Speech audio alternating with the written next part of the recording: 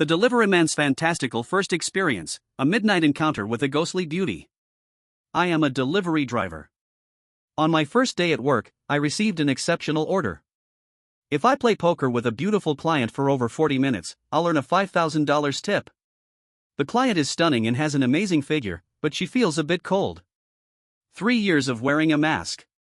I lost my job, my girlfriend left, and even the little savings I had were drained by my landlord. My friend Lugo recommended I become a delivery driver. At first, I refused. Lugo told me that this job not only offers flexible hours and quick cash, but occasionally, you can also get some interesting orders. He had that sleazy look that every guy understands. I got it right away. So, with the last 2,000 yuan I had, I bought a second-hand motorbike and became a proud delivery driver. Not for anything else, just because I enjoy helping customers in need. Lugo was with me the whole day, buying the bike, transferring ownership, and getting it ready. By the time we were done, it was already dark. Standing at the repair shop's entrance, Lugo grinned mischievously at me and said, "Zhang Yang, don't say your brother doesn't look out for you. I've got a top-notch order in hand, and I'm reluctantly giving it to you as a way to kickstart your delivery career." Top-notch order? I raised an eyebrow. Lugo chuckled, "Yep, just what you're thinking." We both grinned slyly. Lugo pulled out his phone, did some quick tapping, and transferred the order to me. The delivery time was 11 p.m., and both the pickup and delivery address were the same, No. 44, Gourmet Village. When I saw the order notes, my eyes lit up. The note said, "I'm a woman, looking for a good-looking guy under 25 with a fit body to play cards with me. If you don't have at least 40 minutes of stamina, don't take the job. Tip, 5,000 yuan. Damn. I couldn't help but curse. I'd seen similar posts online before, always thinking they were just clickbait, but I never imagined it could happen in real life. Lugo elbowed me with a smirk. "So, what do you think? Your brother's got your back, right? You're the best, Lugo," I said excitedly. I was already itching to go. Since breaking up with my ex, it had been a long time since I had some action. Tonight, I could not only have a wild time but also make 5,000 yuan. Awesome. Just as I was about to leave, I noticed Lugo looked like he wanted to say something but held back. I thought he was concerned about the 5,000 yuan and was too embarrassed to ask, so I offered, "Lugo, if this order goes well, I'll make sure to send you a big red envelope tomorrow." Lugo paused, then laughed and scolded, "You think I care about your hard-earned cash?" We both laughed, and I hopped on the motorbike and sped off. Behind me, I heard Lugo shout, "Zhang Yang, remember, finish the job and leave. Don't stay overnight." I didn't think much of it, just once and leave. What a joke. Tonight, I'll make sure the customer experiences what it means to be 7 times in one night. By the time I arrived at Gourmet Village, it was already 9:30 p.m. The entire village was pitch dark, not a soul in sight. The flickering streetlights barely illuminated a bumpy little path. What kind of place is this? I muttered to myself as I started looking for house number 44. I searched from one end of the village to the other but couldn't find it. Just as I was feeling confused, I suddenly heard a seductive voice from a nearby small house. "Why are you here?" Whoa! A secret meeting? This is going to be exciting. Since I had time to kill before my card game later, I figured I might as well enjoy the show. I parked my bike in a corner and quietly snuck over, crouching under a window to peek inside. What I saw made my eyes go wide. Inside was a woman, about 30 years old, in the arms of a younger man, who was groping her all over. The woman wore a tight black lace nightgown that perfectly outlined her curves. Her long, slender legs were particularly captivating. Not only was her body amazing, but her face was also stunning. She had shoulder-length hair, an oval face, delicate brows, almond-shaped eyes, a straight and elegant nose, and lips so plump and glossy that they looked like jelly begging to be kissed. I couldn't help but swallow. I couldn't believe that in such a remote village, there was such a stunning woman. No wonder she was irresistible. Don't do this. I'm married. If your brother finds out," the woman murmured, blushing as she pushed against the man's chest. The man chuckled, "If you don't tell, and I don't tell, how would he know?" With that, he pulled the woman towards the bed. Crash. Damn. I was so engrossed that I accidentally bumped into the window. The two inside were startled, and the man shouted, "Who's the bastard eavesdropping at the window?" I didn't dare stay any longer and bolted just as I jumped on my bike. The man stormed out, brandishing a stick. Seeing there was no way to escape, I quickly came up with a plan and approached him head-on. "Hey man, is this Gully Village?" I asked with a smile. The man looked me up and down, clearly suspicious, probably thinking I was the one spying on them. Outwardly, I looked calm, but inside, I was panicking. The guy was big and rough-looking, with a crooked tattoo of the character for Endure on the back of his hand, a typical village thug. If he found out it was me spying, there was no doubt I'd get a beating. Maybe my act was too good because, after staring at me for a while, the man finally said, "You've got the wrong place. This is Gume Village." Phew! I breathed a silent sigh of relief. Life's a performance, and it's all about acting. It was only now that I truly understood the meaning of that saying. "Thanks, man," I said with a smile, turned my bike around, and prepared to leave. Wait. My heart skipped a beat. I had just started to relax, but now I was tense again. "What's up, man?" I forced a smile and asked. The man pulled a pack of cigarettes from his pocket and tossed it to me. "Did you see anyone sneaking out of that house just now?" "They ran that way." Without hesitation, I pointed in a random direction. The man's eyes lit up, and after muttering a quick thanks, he dashed off. "Idiot," I chuckled as I started my bike, ready to leave. There was no way I could play cards now. If he caught me lingering in the village, even a fool would know I was the one spying. Too bad about the 5,000 yuan tip. Suddenly, the bike dipped, and I felt something soft press against my back. I turned around to see the woman from earlier. Why wasn't she in bed waiting for him? Why did she jump on my bike? My appointment was for 11 p.m. "Why are you here so early?" "Never mind, just take me home first," she said, glancing nervously in the direction the man had gone. I was stunned. So, she was my client for tonight. What luck! "Isn't this your home?" I asked curiously. She shook her head. "This is my old home. I don't live here anymore. Let's go before he comes back." With that, she hugged me even tighter. Feeling the soft pressure on my back, my excitement surged. Without another thought, I revved the engine and sped off. About 10 minutes later, we arrived at the foot of a hill, where a barrier blocked the road.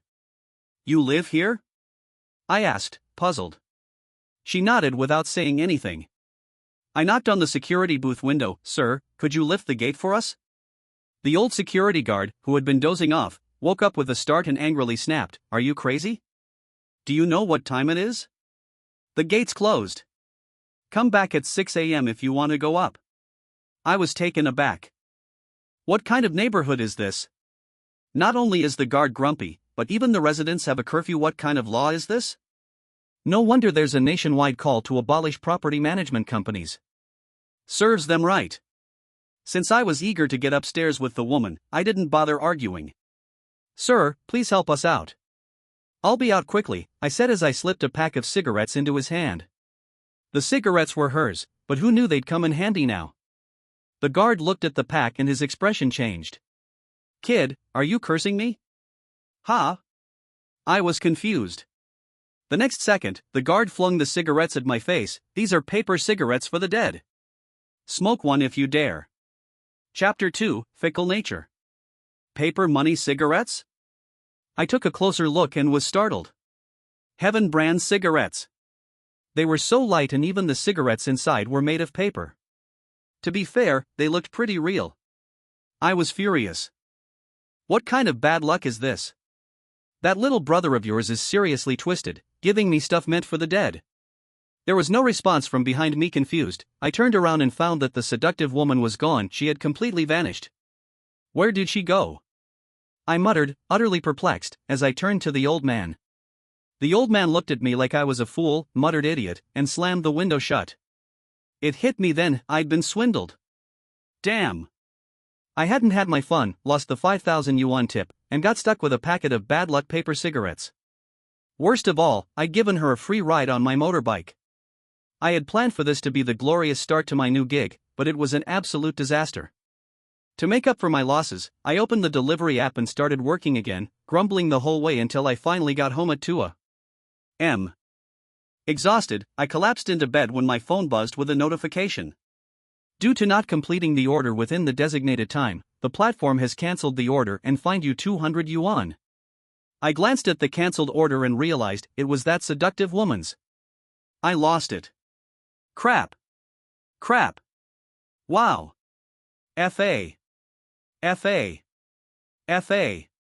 I had been ready to accept the loss and move on, considering my intentions weren't exactly pure, but the platform's fine was the final straw that broke the camel's back.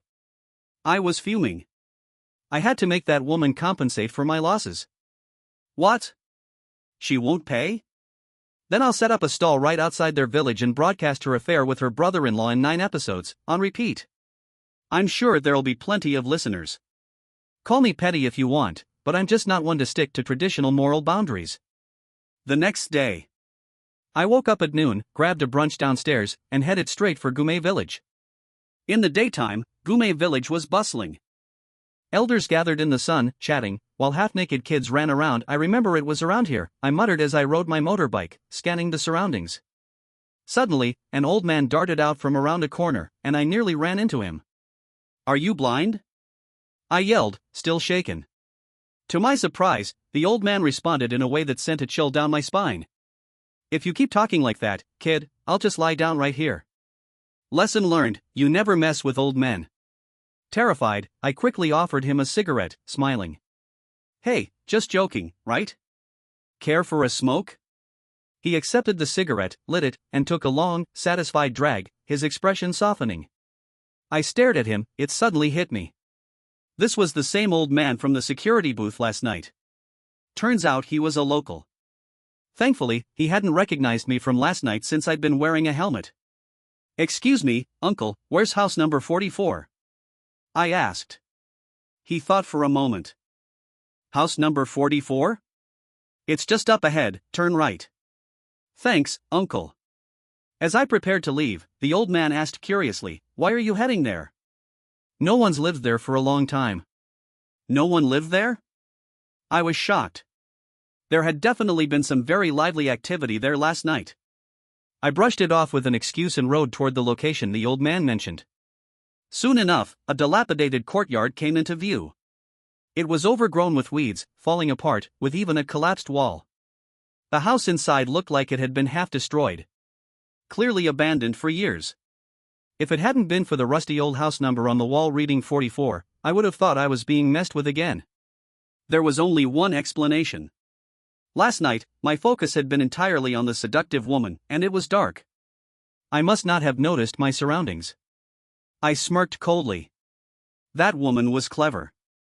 Meeting her brother-in-law in a place like this, calling for delivery, and leaving no evidence behind, this place was the perfect secret hideaway. I now had 2 options. 1, I could go to the foot of the mountain and wait for her to show up. Or 2, I could wait right here. This was her hideaway, and with how hungry she seemed, she was bound to come back for more. After much thought, I decided to wait at Gume Village. When she returned for another rendezvous, I could snap some photos of her cheating, and with evidence in hand, she'd have no choice but to do whatever I wanted. Not only would I get compensation, but I could even make her strip naked and lie down without saying a word. Ha! A passing kid saw the creepy grin on my face and burst into tears on the spot. It was still early, so I opened my delivery app and got back to work. Just as my buddy Donkey said, deliveries really do make money fast. Though each order only paid 10 to 20 yuan, most customers were in a rush and often tipped extra to get their deliveries faster. By the end of the day, I'd earned 280 yuan in order fees and 150 yuan in tips. A total of 430 yuan. How many regular jobs can pay you over 400 yuan a day? No wonder so many young people are getting into food delivery. Compared to a 3,000 to 5,000 yuan monthly salary, making 300 to 400 yuan a day is way better. At 8 p.m., I headed straight back to Gume Village. I made sure to arrive half an hour earlier than yesterday, and just like the previous night, by 9 p.m., the village was deserted, no one in sight, not a single light on. I hid my motorbike and made my way to the courtyard. What I saw left me stunned.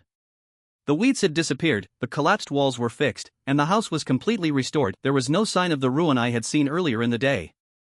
I checked the house number. Sure enough, it was Gume Village No. 44. This is straight up creepy, I muttered. Curiosity got the better of me, and I walked up to the door and gave it a push. To my surprise, it wasn't locked. I hesitated for a moment before walking inside. A faint smell of rot immediately hit me.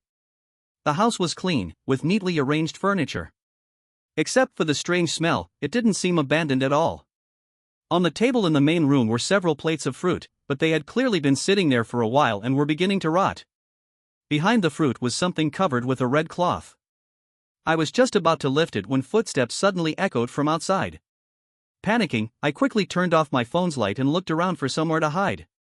Hearing the footsteps getting closer, I had no choice but to dart into the bedroom and hide under the bed. "Ha! Why's the door open?" a woman's voice said in confusion. I tensed up. It was the seductive woman. She really had returned. So what if it's open? There's nothing valuable here anyway. "Stop wasting time, every minute counts tonight," said a man's voice. I frowned. That didn't sound like her brother-in-law. Did she have another guy already? They quickly entered the bedroom. Fearing they might discover me, I shifted deeper under the bed. Suddenly, I felt something tickling my face. I brushed it aside, but it didn't budge. I grabbed it and pulled. It looked like a rubber glove. I didn't think much of it and was about to toss it aside when the room's lights came on. In the light, I glanced at what I was holding. Boom! It felt like a bomb had just gone off in my head. A chilling sensation shot down my spine, leaving me frozen in place. This wasn't a rubber glove, it was a whole human hand skin, completely intact. And what terrified me even more was that on the back of the hand, there was a tattoo of the crooked character Patience. Chapter 3 ended up in the station. To be honest, I didn't scream out of fear, not because I'm brave, but because I was completely shocked. Just yesterday, I was flirting with that alluring woman, and today all that's left of her uncle is some skin. Is there anything scarier than that? It turns out that this seductive woman is a full-blown psychopathic murderer, and her invitations for casual games were just a way to lure her prey. While I was still lost in thought, the woman and the man had already sat down on the bed. "Ah," the woman exclaimed, seemingly pulled into the man's arms. "You're so beautiful, I've never seen anyone as stunning as you," the man panted heavily as he spoke. Whatever the man did next, it made the woman's breathing become noticeably heavier. I covered my mouth tightly, terrified that even the faintest sound would give me away. At that moment, all I could hope for was that they would finish up quickly and leave this place. After fooling around for a while, the man smirked and said, "I can't take it anymore." Just when I thought they were about to get into the main act, the woman suddenly said, "You're quite bold, aren't you? Aren't you afraid my uncle might come by?" Her uncle? There was nothing left of him but skin. If he showed up, that'd truly be a ghostly sight. The man seemed a bit fearful of her uncle, awkwardly asking, "So where do we go?" "Let's go to my place." "It's not far," the woman said. "All right, I'll follow your lead." They tidied up their clothes and left the small courtyard, still flirting with each other. I didn't dare come out immediately. I waited for another 10 minutes, making sure they were really gone, before crawling out from under the bed. At this point, my legs were shaking uncontrollably, and I had to lean against the wall just to walk. That young man was probably doomed. The old saying was right, lust is like a blade hanging over one's head. I'm no hero, and I'm not the kind of person who would risk my life to save a stranger. Sorry, I'm not that noble. But I could at least call the police for him. At the entrance of the courtyard, I dialed the emergency number. When they heard there had been a murder, the officer on the other end became very serious, telling me to stay put because they were on their way. I sat down, chain-smoking one cigarette after another. Even at that point, my body was still shaking uncontrollably. My mind kept replaying the horrific thoughts of how the woman's uncle had died and how only his skin remained. I don't know how much time had passed before the sound of police sirens pulled me back to reality. A police car pulled up in front of me, and out stepped two officers, a man and a woman. The male officer looked to be in his 40s, with a square jaw and a sturdy build. The female officer was much younger, around 25, not only very pretty but with a figure that made me worry her uniform might burst. They gave me a once-over, and the male officer asked sternly, "Are you the one who called?" I nodded. "My name is Leah, badge number 320809, the female officer introduced herself before asking gravely, "Where's the body?" I pointed to the courtyard behind me and said hoarsely, "Under the bed in the back room, but it's probably not a full body anymore." The two officers exchanged glances, clearly puzzled by what I meant. "Stay here," Leah instructed before she and the male officer headed into the courtyard. Barely 2 minutes later, they came back out. Leah stormed up to me, clearly annoyed. Zhang Yang, right? Do you know what happens when you file a false police report? You could be detained for 5 to 10 days and fined up to 500 yuan. False report? I was dumbfounded. Didn't you see the body? Hearing that, Leah's face darkened even more. Grabbing my arm, she pulled me towards the courtyard, saying, "Come on, show me where this body is." Her hand was soft, and the warmth from her touch helped ease the cold terror that had gripped me. When we got to the house, I was stunned. The entire courtyard had reverted to its rundown state. I rubbed my eyes hard, wondering if I was seeing things. But no matter how much I rubbed, the courtyard remained in shambles. What the hell? I muttered, shaking as I ran inside. The living room was covered in dust, cobwebs hung from the ceiling, and the previously neat furniture was now overturned and broken. The red cloth was lying on the ground, draped over what appeared to be a black block of wood. Not ready to give up, I dashed into the bedroom and crouched down to look under the bed. Apart from a mess of cobwebs and dust, there was nothing there. My mind went blank. Had everything I just experienced been a hallucination? Leah walked in, frowning at my dazed expression. "You're coming with us." She reached out to grab me, and in my unsteady state, I accidentally bumped into her, nearly being knocked back by the sheer softness. Blushing, Leah scolded me, "Watch yourself." As we left, I glanced at the red cloth on the ground. For some reason, I felt compelled to walk over to it. "What are you doing?" Leah snapped, frowning. I ignored her, reaching down to lift the cloth. Beneath it was a black memorial tablet. It read, "Asterisk, here lies the spirit of Pan Yue." Asterisk. On the ground next to it was a dust-covered photo. I picked it up and dusted it off. It was a picture of a beautiful woman. She looked familiar. Upon closer inspection, I realized it was none other than that seductive woman. Holy crap! I stumbled backward in fear, falling flat on the ground. Leah rushed over, thinking I had found a body, but all she saw was the memorial tablet and the photograph. She scoffed, "You're really that scared of a photo and a tablet?" Sitting in the police car, my body was still trembling. The events of the past 2 days kept replaying in my mind, especially the image of that woman, Pan Yue. She was already dead? Then who, or what, had I been seeing? When we reached the police station, Leah gave me a stern lecture. I didn't even bother explaining. After all, they hadn't found anything at the scene, and no matter what I said, they wouldn't believe me. I didn't mention Pan Yue either. Such a bizarre story would only make them think I was crazy. After some scolding, Leah announced the verdict. Luckily, since the incident didn't lead to serious consequences and I cooperated fully with a good attitude, they only fined me 500 yuan and didn't detain me. After paying the fine, Leah walked me to the door. "Consider this a lesson. Don't mess around like that again," she warned. I forced a smile and nodded. As I instinctively headed toward the parking lot, something suddenly struck me, and I froze in place. Holy crap! My motorcycle is still at Gumei Village. Chapter 4, A Taoist Master. What should I do? My motorcycle is my livelihood, so I couldn't just let it go.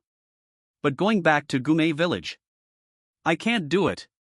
As I was panicking, a notification popped up on my phone.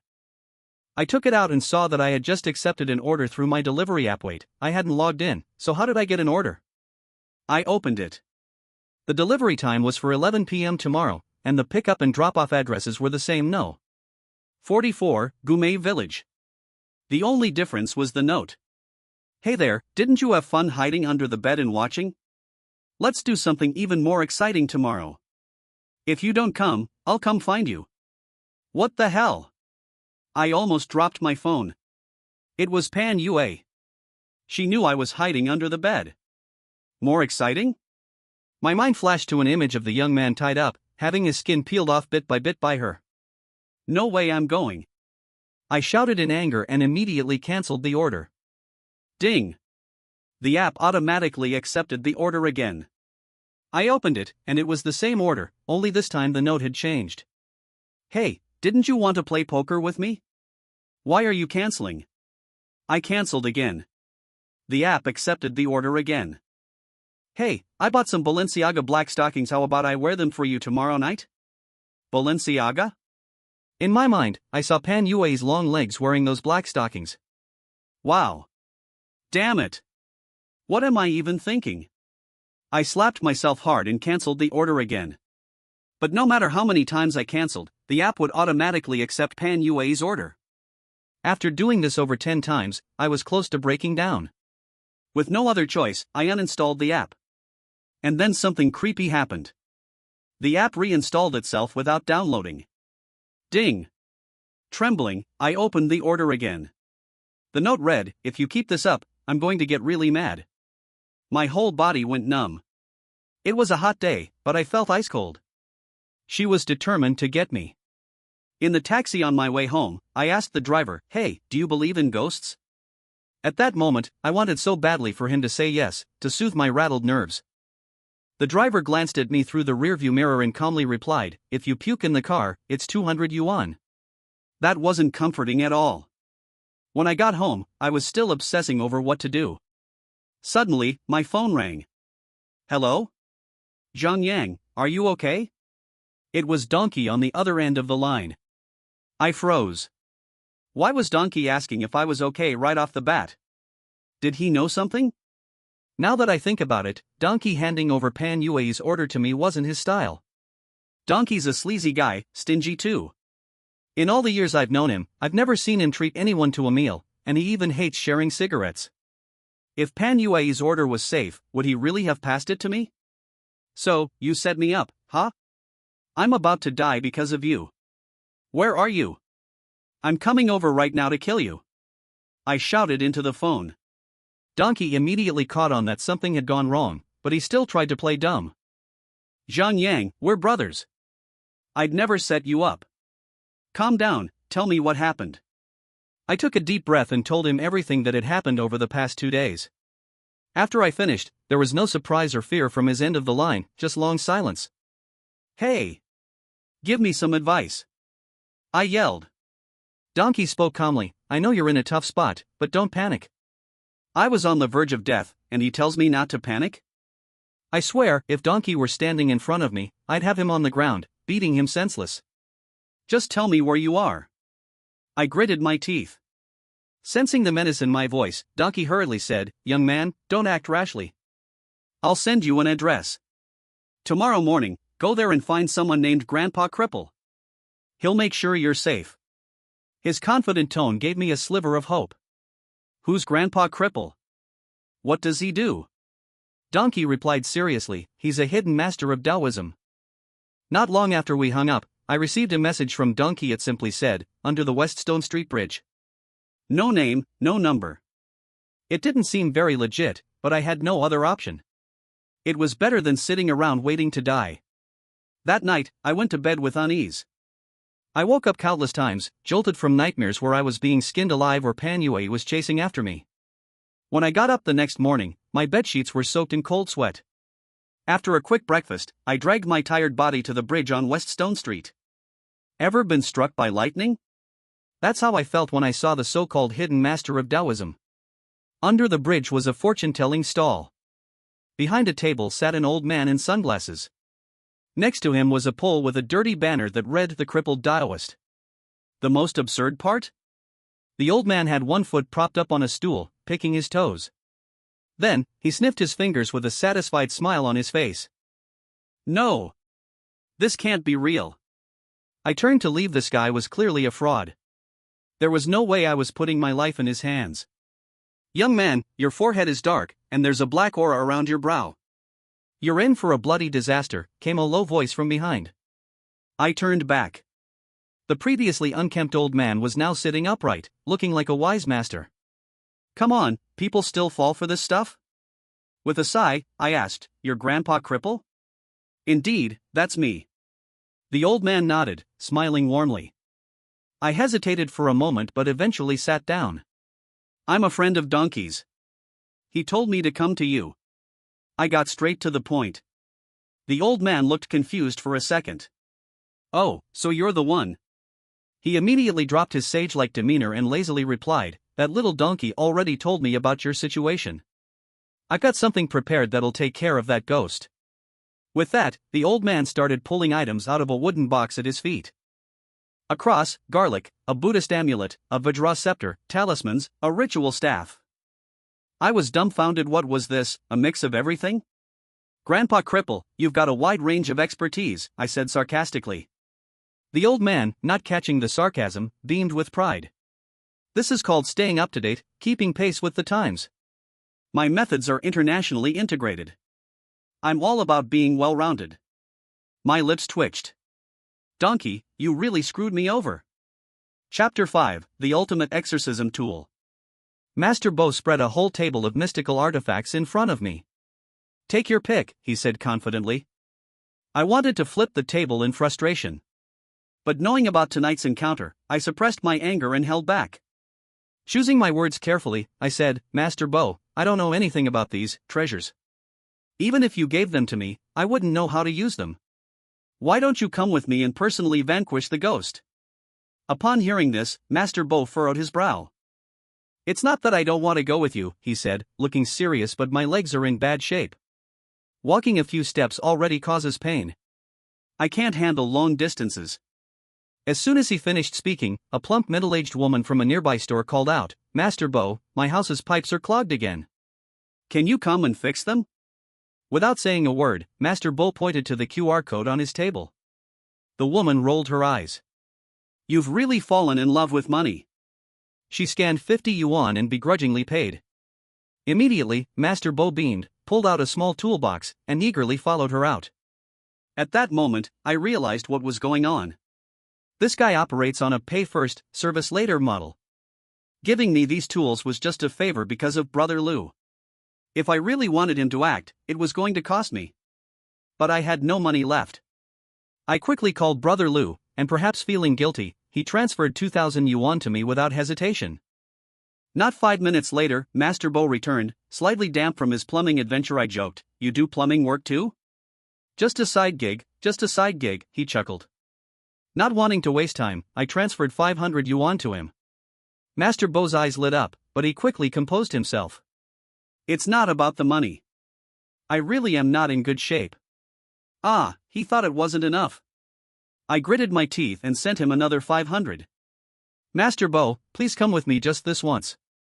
If we succeed, I'll give you another 1,000, I said sincerely. Master Bo's composure almost faltered at my offer.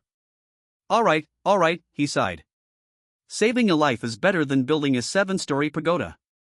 I'll come with you. I paused, slightly confused. Master Bo, isn't that a Buddhist saying? He cleared his throat. Don't worry about the details. Since it was still early, I decided to stay and observe how Master Bo worked. It was both enlightening and shocking. Throughout the entire day, he completed only 3 jobs. 2 were locksmith services for nearby residents, and the third was helping a shop unload goods, so fortune-telling seemed to be his side gig after all. Well, it's about time. Call for a car, Master Bo said as he began packing up. With a sigh, I accepted my fate. What will be, will be. I hailed a cab, and we headed towards Gume village. As soon as we reached the village entrance, Master Bo looked around with a solemn expression. This heavy aura of death. Someone must have died an unnatural death here, he muttered. His words instantly gave me hope. Master Bo, your perception is extraordinary. You could tell the village was off the moment we arrived. He smirked with pride. Lead the way. Right away. I led Master Bo through the village, stopping first to check my motorcycle.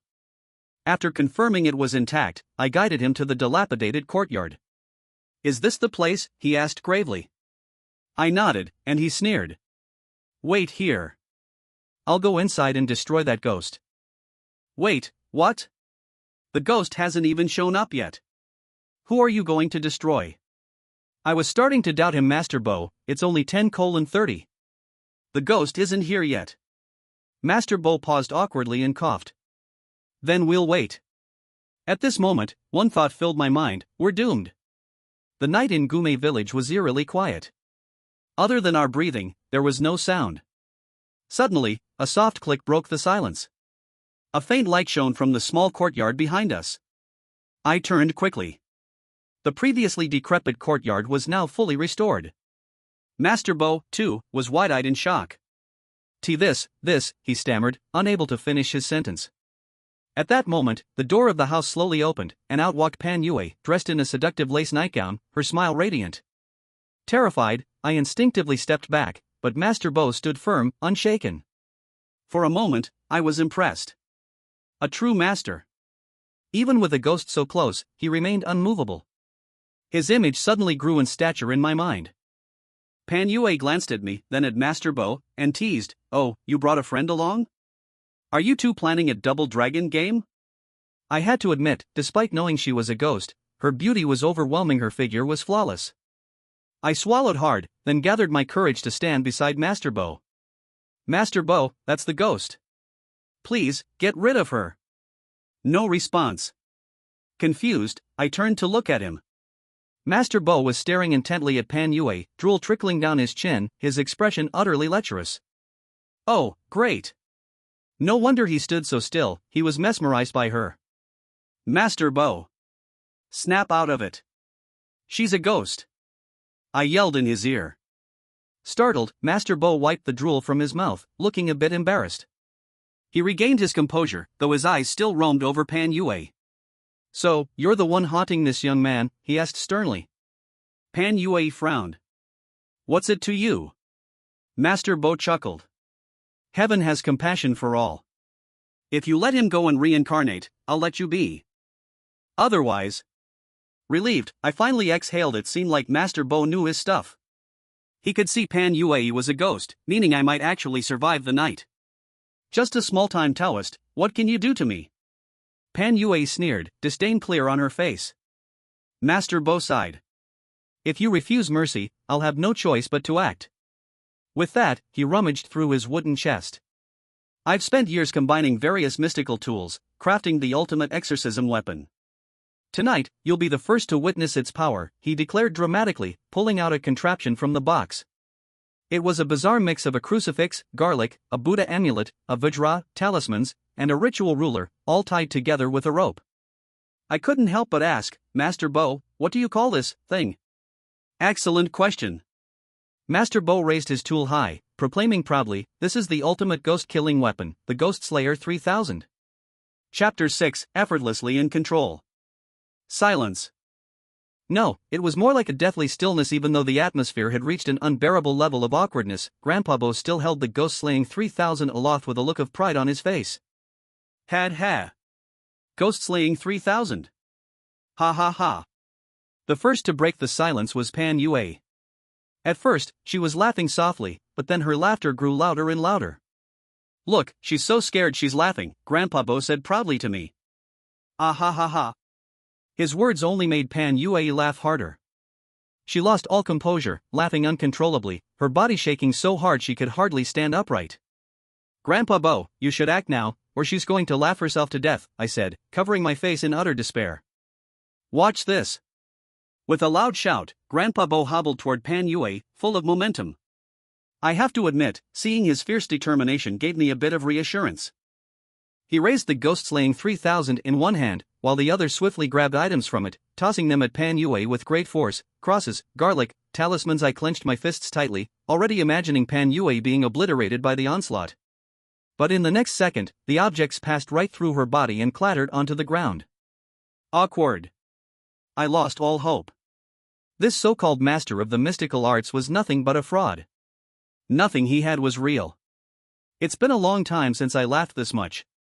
"Thank you," Pan Yue said, finally stopping her laughter, smiling at Grandpa Bo. Seeing the situation turn against him, Grandpa Bo quickly hid the ghost-slaying 3000 behind his back, laughing nervously. "As long as you're happy. If there's nothing else, I'll be on my way.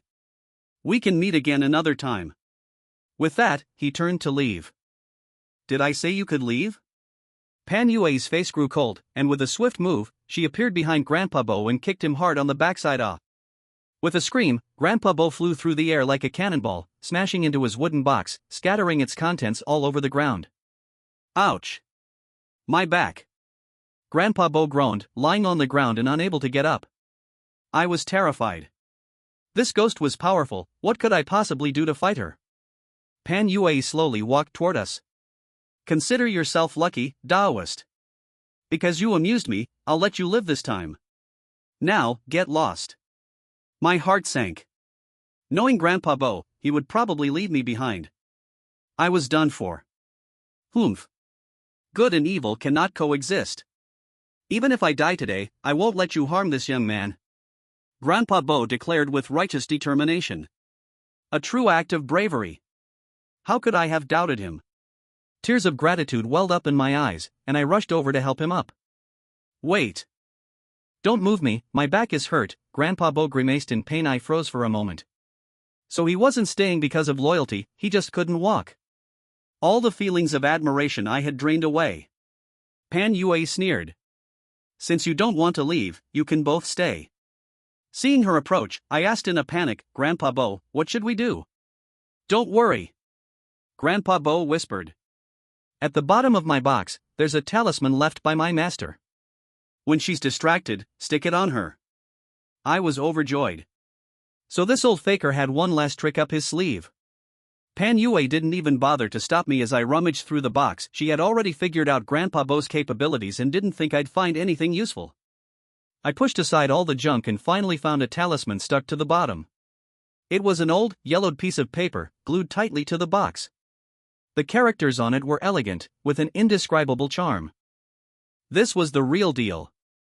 Well, young man, are you coming with me, or do I have to take you by force?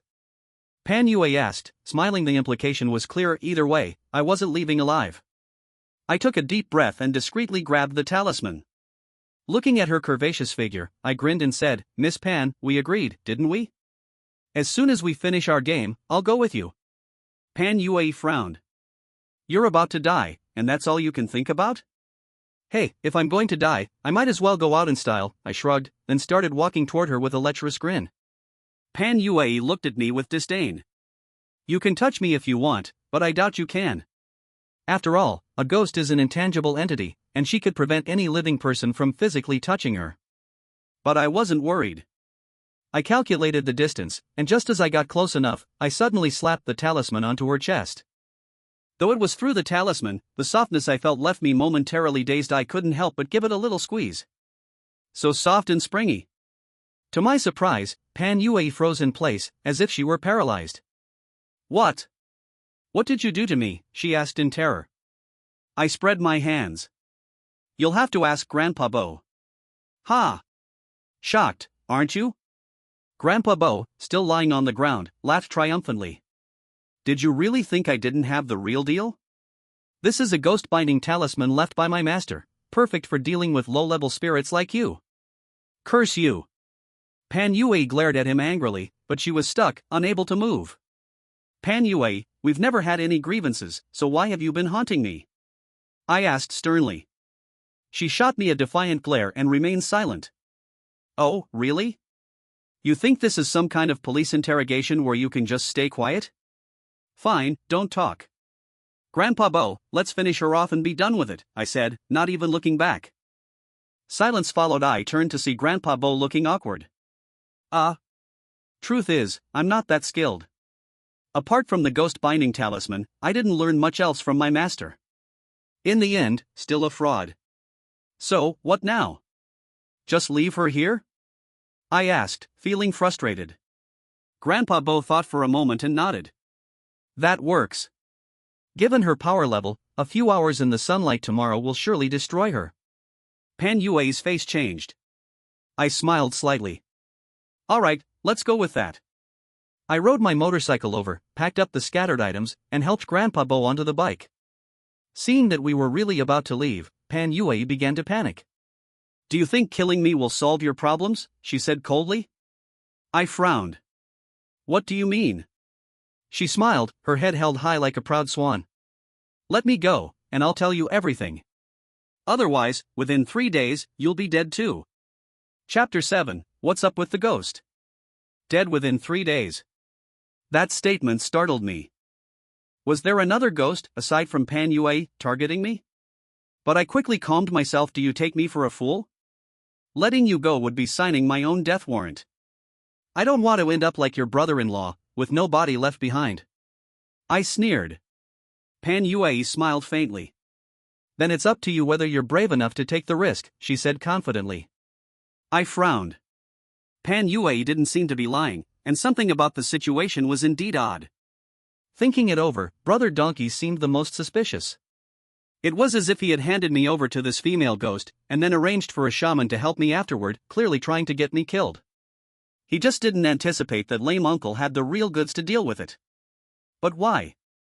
I had no bad blood with Brother Donkey, in fact, we were on good terms. Why would he want to harm me? Haven't figured it out yet? Pan Yue asked, seeing me remain silent. Uncertain, I turned to ask lame uncle, what do you think? While rubbing his waist, lame uncle replied, what's there to think about? She's pinned down by my ghost restraining charm, do whatever you want with her, no need to negotiate. I slapped my forehead. Right. Pan Yue was at my mercy now. What right did she have to bargain with me? Without hesitation, I walked over and slung her over my shoulder. She felt like a wisp of air, weightless. But the firmness of her touch sent a ripple through me. What are you doing? I'm a ghost. Pan Yue exclaimed, panicking. Smack! Before she finished, I slapped her on the backside, making her cry out in surprise. So what if you're a ghost? Does that make you special? Let me tell you something, I'm a ghost too. I sneered. Pan Yue blinked. You're a ghost too? That's right. I'm the legendary lustful ghost, ha ha ha. I leered at her. You? Pan Yue was furious but couldn't do anything with the charm restraining her. Seeing me carry Pan Yue, lame uncle quickly scooted backward and, in all seriousness, said, put her in the middle, we'll both surround her. You old pervert. Your back's almost broken, yet you still think about taking advantage. Lame uncle, you're injured. I don't want her squeezing you. I'll just put her in front. Before he could respond, I hopped on my motorbike and placed Pan Yue in front of me, her back pressed tightly against my chest. You're being greedy, kid, lame uncle grumbled. I pretended not to hear him and gunned the throttle. The bumpy dirt road in Gume village made Pan Yue bounce against me as we rode. What are you carrying? It's poking me, Pan Yue frowned. Caught off guard as I was enjoying the ride, I stammered, it's just a flashlight, don't mind it. I dropped off lame uncle and paid him the rest of his fee.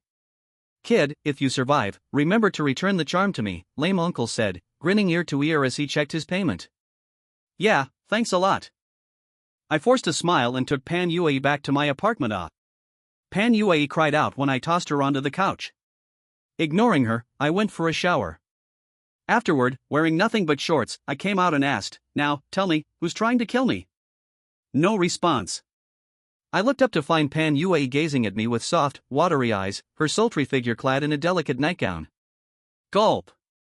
I swallowed hard, stammering, why are you looking at me like that? Pan Yue said nothing, just stared, almost as if she were inviting me. I'm a young man full of vigor, how could I resist such temptation? Without thinking, I pinned her down on the couch. Take off the charm, and I'll serve you properly, she purred, her face flushed with seduction. My mind went blank, and as if possessed, I reached to peel off the ghost restraining charm on her chest. A sly gleam flickered in Pan Yue's eyes. Beep, beep, beep. My phone rang suddenly. I jerked back to my senses, realizing I had already lifted the charm. Halfway panicking, I quickly pressed it back into place, sneaking in a couple of quick ropes. You scoundrel! Pan Yue's eyes blazed with fury. The phone kept ringing. I checked the caller ID, and my face darkened. It was Brother Donkey. I hesitated. If Brother Donkey was really trying to kill me, letting him know I was still alive might prompt him to try again. Why aren't you answering? Pan Yue sneered. I stayed silent, mulling over my options as the phone finally stopped ringing. Sighing, I cut to the chase. Who's trying to kill me?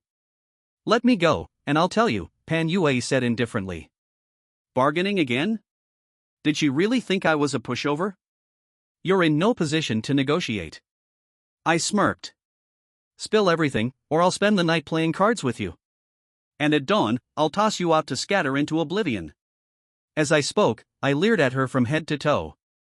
You shameless pig. Pan Yue growled through clenched teeth. I shrugged nonchalantly. Take your time to think it over. I'll go have some goji berries first. Pouring myself a glass of strong wine, I tossed in a handful of goji berries. Goji wine for stamina, enough for an all-nighter. I grinned wickedly at Pan Yue before downing the drink. Pan Yue finally caved. Fine, I'll talk. Just to make sure she didn't try anything, I poured another glass of goji wine and sat down across from her. Seeing the drink, fear flashed in Pan Yue's eyes, and she hurriedly said, "You guessed right. It was Huma who introduced you to me."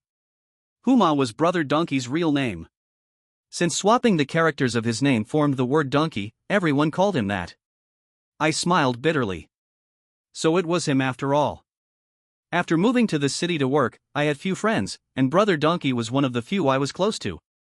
I treated him like a brother, but he wanted me dead. Draining my glass, I asked coldly, "Why does he want to kill me?" "Business," Pan Yue replied. I raised an eyebrow, confused. Pan Yue continued, "Huma is actually a ghost master. He can communicate with spirits, and his specialty is using living people's lives to extend the lives of the dead. In this area, he's quite well known. You are simply merchandise in one of his deals, a replacement spirit, to put it plainly." Chapter 8, The Little Uncle Arrives. I was dumbfounded. What kind of madness is this? A ghost master? Someone who can connect the worlds of the living and the dead? And use the life of a living person to extend the life of a dead one? You think this is a movie or something? Seeing my incredulous expression, Pan Yue sneered, "What, you don't believe it?" I nodded. "Zhang Yang, this world is far more complicated than you think. If someone had told you a few days ago that ghosts exist, would you have believed it?" Pan Yue said coldly. I paused. True.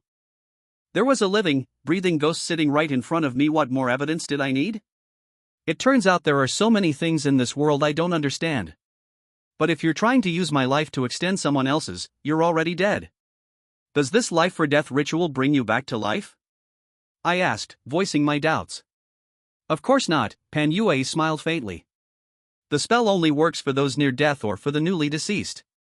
It transfers a year of life from the death substitute to the deceased. I've been dead for years. Then why are you after me? I asked, puzzled. Pan Yue sighed and said, "It's my husband who needs the extension." As Pan Yue explained, I finally understood the full story. 5 years ago, not long after Pan Yue married her husband Wang Tao, her little brother-in-law Wang Su started harassing her. He often took advantage of Wang Tao being at work to pester her. Pan Yue rejected Wang Su firmly but didn't tell her husband. She didn't want to ruin the relationship between the two brothers, but her silence only made Wang Su bolder. Once, he even tried to force himself on her, only to be stopped when she screamed for help. Eventually, rumors spread through the village, and Wang Tao heard about them. Being cuckolded is the most humiliating thing for a man, especially when it's by his own brother. One night, Wang Tao invited his brother over, then hacked both Pan Yue and Wang Su to death in a fit of rage. But even that wasn't enough for him. Wang Tao used all his savings to hire a master to trap their souls and torment them constantly. However, Wang Tao, being an ordinary man, was exposed to too much negative energy from being around ghosts all the time, and it soon took a toll on his health. He became gravely ill. Unwilling to let go of his revenge, Wang Tao found Donkey Bro, Lu Gu. Wang Tao forced Pan Yue and Wang Su to help him find a suitable death substitute. Then, Donkey Bro would perform the ritual to extend Wang Tao's life. This has kept Wang Tao alive for 4 extra years. Hearing all this, I couldn't help but sigh. I had thought Pan Yue was just a promiscuous woman, but her story was far more tragic than I imagined. She was truly a pitiful soul. Seeing me silent, Pan Yue asked, "I've told you everything, both what you wanted and what you didn't. Now will you let me go?" I frowned slightly. Though I sympathized with Pan Yue's plight, she was clearly still under Wang Tao's control, forced to follow his commands. If I released her, I'd be walking straight into Wang Tao's trap, becoming his next death substitute. I wasn't that stupid. "If you agree to one thing, I'll release you immediately," I said with a smile. "What is it?" Pan Yue asked, suspicious. I smiled and said, "Join forces with me to kill your husband." I paused. Wait, why did this sound like a scene straight out of The Water Margin, where Shiman Cheng and Pan Jilian conspire to kill Wu Dalong? I cleared my throat and continued, "If Wang Tao dies, all our problems will be solved. You'll be free from his control, and I won't have to become his death substitute. How about it?" I thought it was a perfect win-win proposal, and Pan Yue had no reason to refuse. But instead of agreeing, she just stared at me, wide-eyed. "Miss Pan, I know I'm dashingly handsome and all, but staring at me like that makes me a bit embarrassed, I joked, placing my hands over my chest playfully. No sooner had I said this than a cold wind blew from behind me. I shuddered and turned around, my soul nearly leaving my body. Holy crap! Wu Song's here. No, wait, it's Wang Su. At some point, Wang Su had appeared behind me, arms crossed, grinning menacingly. With no warning, he kicked me in the back, sending me flying like I'd been hit by a truck. I crashed to the ground, struggling to get up. Wang Su walked over to Pan Yue, smiling. You really are something, sister-in-law, even tracking down the death substitute. Let's go. Brother must be getting anxious. Pan Yue didn't move. Noticing the talisman stuck to Pan Yue's chest, Wang Su's eyes lit up. Sister-in-law, are you paralyzed? Wang Su asked, testing the waters. Pan Yue bit her lip, staying silent. Seeing her expression, Wang Su burst out laughing. This is perfect. Let's see how you resist me now, sister-in-law. With that, Wang Su flipped Pan Yue over, careful not to touch the talisman on her chest. Don't you dare! Pan Yue shouted. My husband won't let you get away with this. Wang Su sneered, what's he going to do? Kill me again? As long as I get to enjoy you, he can kill me 10 times for all I care. Pan Yue's face turned pale with despair as she looked toward me, the only one who could help her. Just as Wang Su was about to tear off her last piece of clothing, I shouted, Wang Su. It wasn't that I was overflowing with righteousness, but I knew if I didn't intervene, Pan Yue would never team up with me, and I'd end up as Wang Tao's death substitute. Wang Su froze, his eyes gleaming with malice. You want to die? I sighed inwardly. Time to put my acting skills to the test again. I struggled to my feet, smiled, and said, I'm doing this for your own good. But if you insist on dying, go ahead. With that, I limped to a chair and sat down. Oomph, you tricked me last time. You think I'll fall for it again? Wang Su sneered. I shrugged, poured myself some tea, and looked at him with amusement. Wang Su frowned, staring at me for a long while. Seeing me completely unfazed, he finally hesitated. What are you trying to say? Wang Su asked coldly. I breathed a sigh of relief. As long as he was willing to listen, half the battle was won. I took a sip of tea and said slowly, do you really think the only thing on your sister-in-law is that talisman? Chapter 9, Thrilling Turnaround. Wang Su raised an eyebrow, his gaze immediately scanning over Pan Yue. No need to search, I said with a smile. Let me tell you the truth. Just to be safe, I burned another ghost-binding talisman and dissolved it into water, which she drank. Now, what do you think would happen if you touched her? I don't need to explain, do I? Wang Su's expression changed slightly. You're just bluffing. Think I'm going to fall for that? Wang Su sneered. I shrugged. Believe it or not. Wang Su furrowed his brows, his eyes shifting continuously as he mulled over whether to believe me. Despite my calm exterior, inside I was a bundle of nerves. If he didn't believe me, both Pan Yue and I would be doomed. After a long pause, Wang Su suddenly asked Pan Yue, sister-in-law, is what he said true? It's true. Otherwise, do you think just one ghost-binding talisman could hold me? Pan Yue understood I was trying to save her, so she went along with my lie. She added, Wang Su, if you dare touch me, I won't hold back any longer. Once we're back, I'll tell your brother everything. Wang Su's face turned ashen. If Pan Yue revealed everything, his fate would be sealed. Today was likely his only chance if he wanted to have his way with her. Can you remove the talisman water from her body? Wang Su asked in a grave tone. Finally. He bought it. Of course. I'm the one who made it. I can definitely remove it. If you agree to one condition, I'll make sure you get what you want today, I said with a smile. Pan Yue was startled. Zhang Yang, you'll die a terrible death. I smirked inwardly. She was quite the actress herself. Die a terrible death? You wanted to use me as a scapegoat, and now you expect me to show mercy? I replied coldly. Seeing this, Wang Su finally relaxed. Fine. What's your condition? Simple, let me go, and I'll help you find another scapegoat for your brother, I said calmly. Wang Su raised an eyebrow. That's it? Yes. Wang Su smiled. Such an easy request was no big deal to him. He nodded and said, deal. Get on with it. I nodded, walked over to Pan Yue, and flipped her over. Her eyes were filled with fury. Zhang Yang, I will never forgive you. Focus on saving yourself first, I replied with a slight grin, pretending to perform some ritual on her. Seeing me make no suspicious moves, Wang Su let down his guard. Seizing the moment, I quickly ripped the talisman off Pan Yue's chest. Damn! Wang Su roared, immediately launching a kick at me. Whoosh! I felt a gust of cold wind brush past me, and when I turned around, I saw Pan Yue and Wang Su locked in a fierce struggle. Go, Miss Pan. Give it to him. Scratch his eyes. Kick him where it hurts. Make sure he can't walk straight again.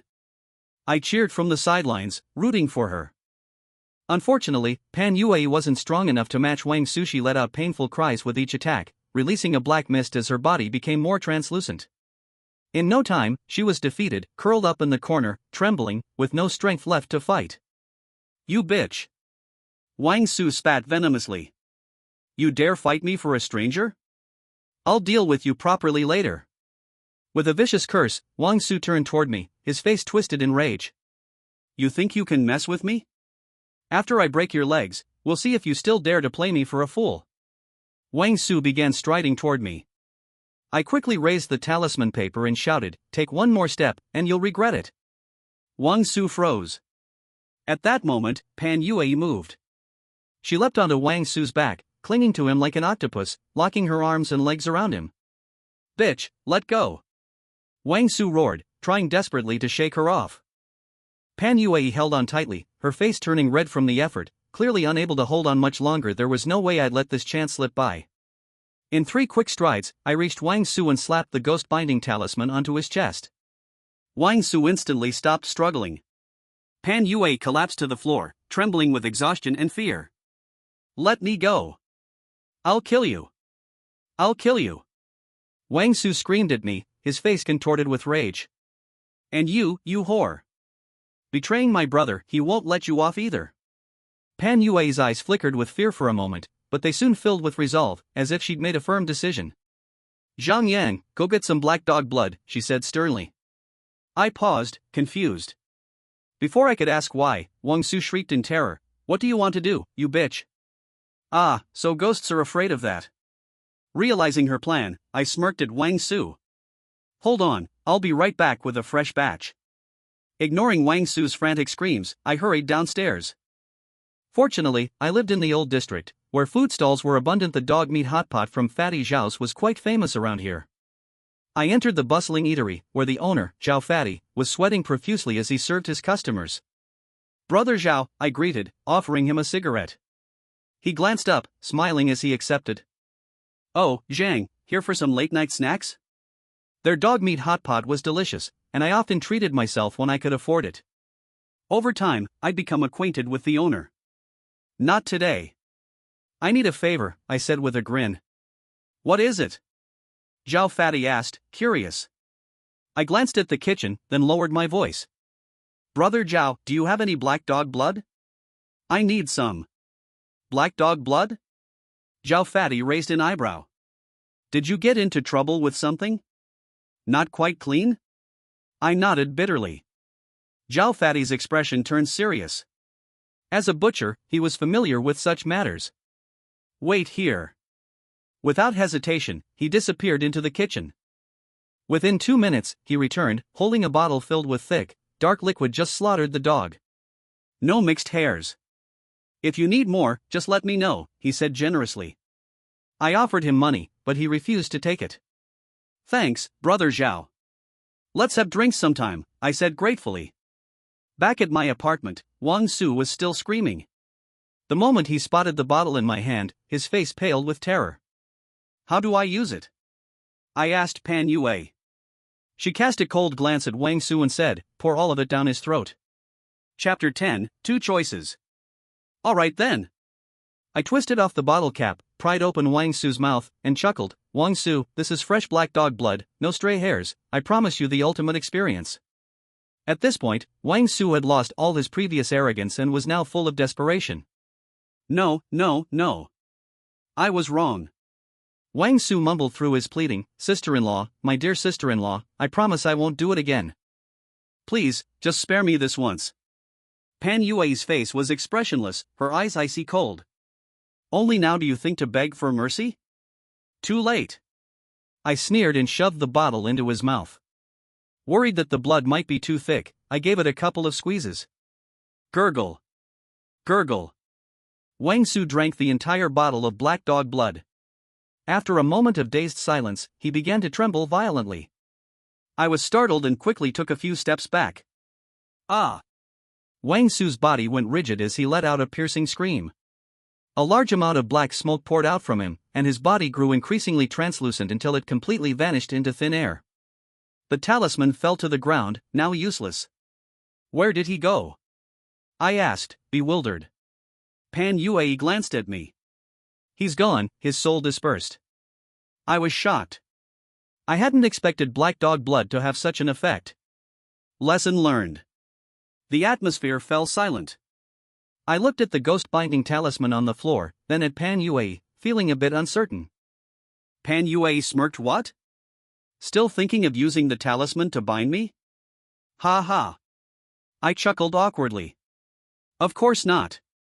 We're in this together now. I wouldn't target you. Pan Yue snorted but didn't argue. At this point, there was no turning back for her. To gain her freedom, she had no choice but to team up with me to deal with her husband.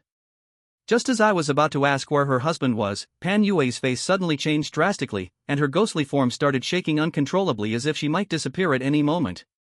What's wrong? I asked urgently. Wang Tao is summoning me. I'm trying to delay. You need to find help quickly. Pan Yue said with pain, but before she could finish, she vanished into thin air. I was stunned. I hadn't anticipated that Wang Tao could forcibly summon Pan Yue back. We hadn't even figured out how to deal with him yet. I didn't even know where Wang Tao was. What now? With Pan Yue gone, she was bound to face a severe beating. It was only a matter of time before she couldn't hold out and would reveal that Wang Su was killed by me, leading to Wang Tao's vengeful wrath. All I could do now was hope that Pan Yue could hold on a bit longer. I needed to find Wang Tao and eliminate him to prevent future trouble. Find help. The lame guy? Just thinking of him made me laugh.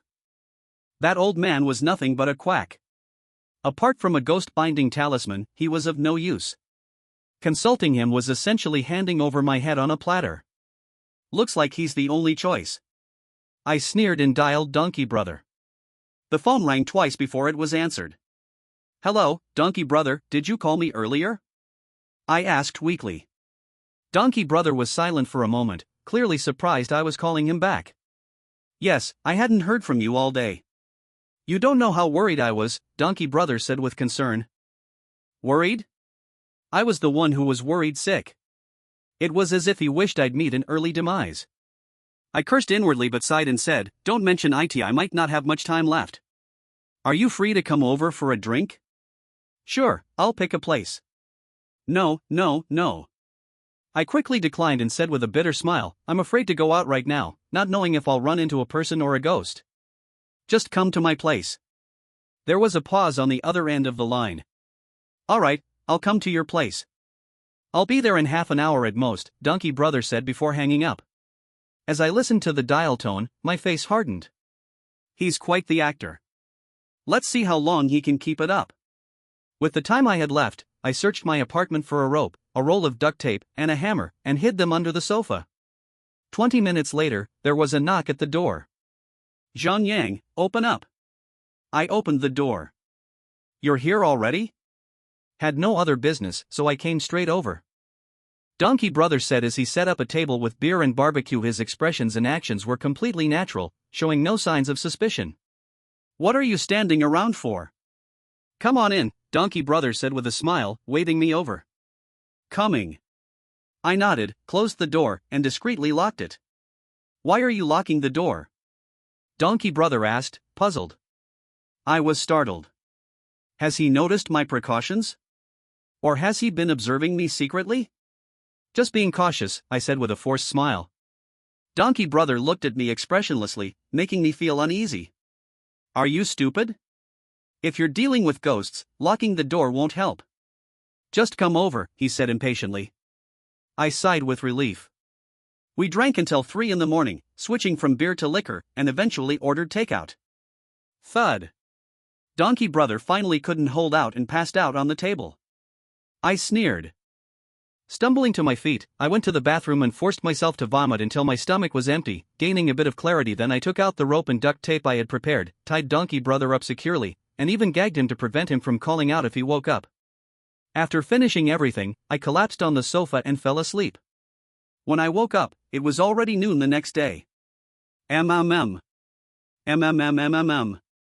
Seeing me awake, Donkey Brother eagerly signaled me to come over. I rubbed my aching head and walked over to him. I can tear off the tape now, but don't scream. Donkey Brother nodded vigorously. Arg. Donkey Brother cried out in pain and immediately started cursing me. Zhang Yang, are you out of your mind? Hurry up and let me go. I dragged a chair over and sat down in front of him, lighting a cigarette and watching him expressionlessly. Donkey Brother looked increasingly uneasy under my gaze. Zhang Yang, we've been brothers for years. If you're in trouble, I'd risk my life to help you. You don't need to do this, Donkey Brother said seriously. I smiled. Brothers? I said coldly, isn't that wrong? To you, I'm just a commodity, a scapegoat to extend Wang Tao's life. Donkey Brother's face turned pale. You know about this? Donkey Brother asked, astonished. I couldn't be bothered to argue. I said grimly, I'm giving you 2 choices now. First, help me get rid of Wang Tao, and we'll call it even. Second, I'll kill you right now. With that, I picked up the hammer. Choose. Chapter 11, Taking the Initiative. I wasn't just trying to scare him. If he refused to help me, once Wang Tao found out that his brother was killed by me, he would definitely send Pan Yue to capture me, making it almost impossible to escape death. Rather than facing this alone, I preferred to drag Donkey Brother, the instigator, down with me. Zhang Yang, stop with these jokes. They're not funny at all, Donkey Brother said with a forced smile. I tossed the cigarette butt aside, stood up, and brandished the hammer over his head, saying nothing throughout. This frightened Donkey Brother greatly. He ducked and screamed, Zhang Yang, are you crazy? Murder is illegal. If you kill me, you'll end up in prison too. I grabbed his face, raised the hammer high, and brought it down hard. There was no hesitation. A. I choose A. Donkey Brother screamed in terror. The hammer stopped just a few millimeters from his forehead. Donkey Brother went limp, and a puddle of liquid flowed from his pants. The smell of urine filled the air. I frowned, put down the hammer, and took out my phone to start recording. You've helped Wang Tao extend his life 4 times, which means you've killed 4 people. Who were they? I asked sternly. Donkey Brother's face changed. Zhang Yang, I've already agreed. There's no need for this, right? Donkey Brother said with a forced smile. I reached for the hammer. Donkey Brother's face turned pale. He forced a grin and said, I was just joking. Put the hammer down, and I'll tell you. Immediately, he revealed the names of the deceased and the details of their murders. After recording the video, I manipulated my phone a bit. I've saved the video to my email and set it to send at a scheduled time. You'd better pray I don't die, or you'll be waiting for the police to come for you, I said with a cold smile. Hearing this, Donkey Brother's face turned ashen, and any last bit of cunning disappeared.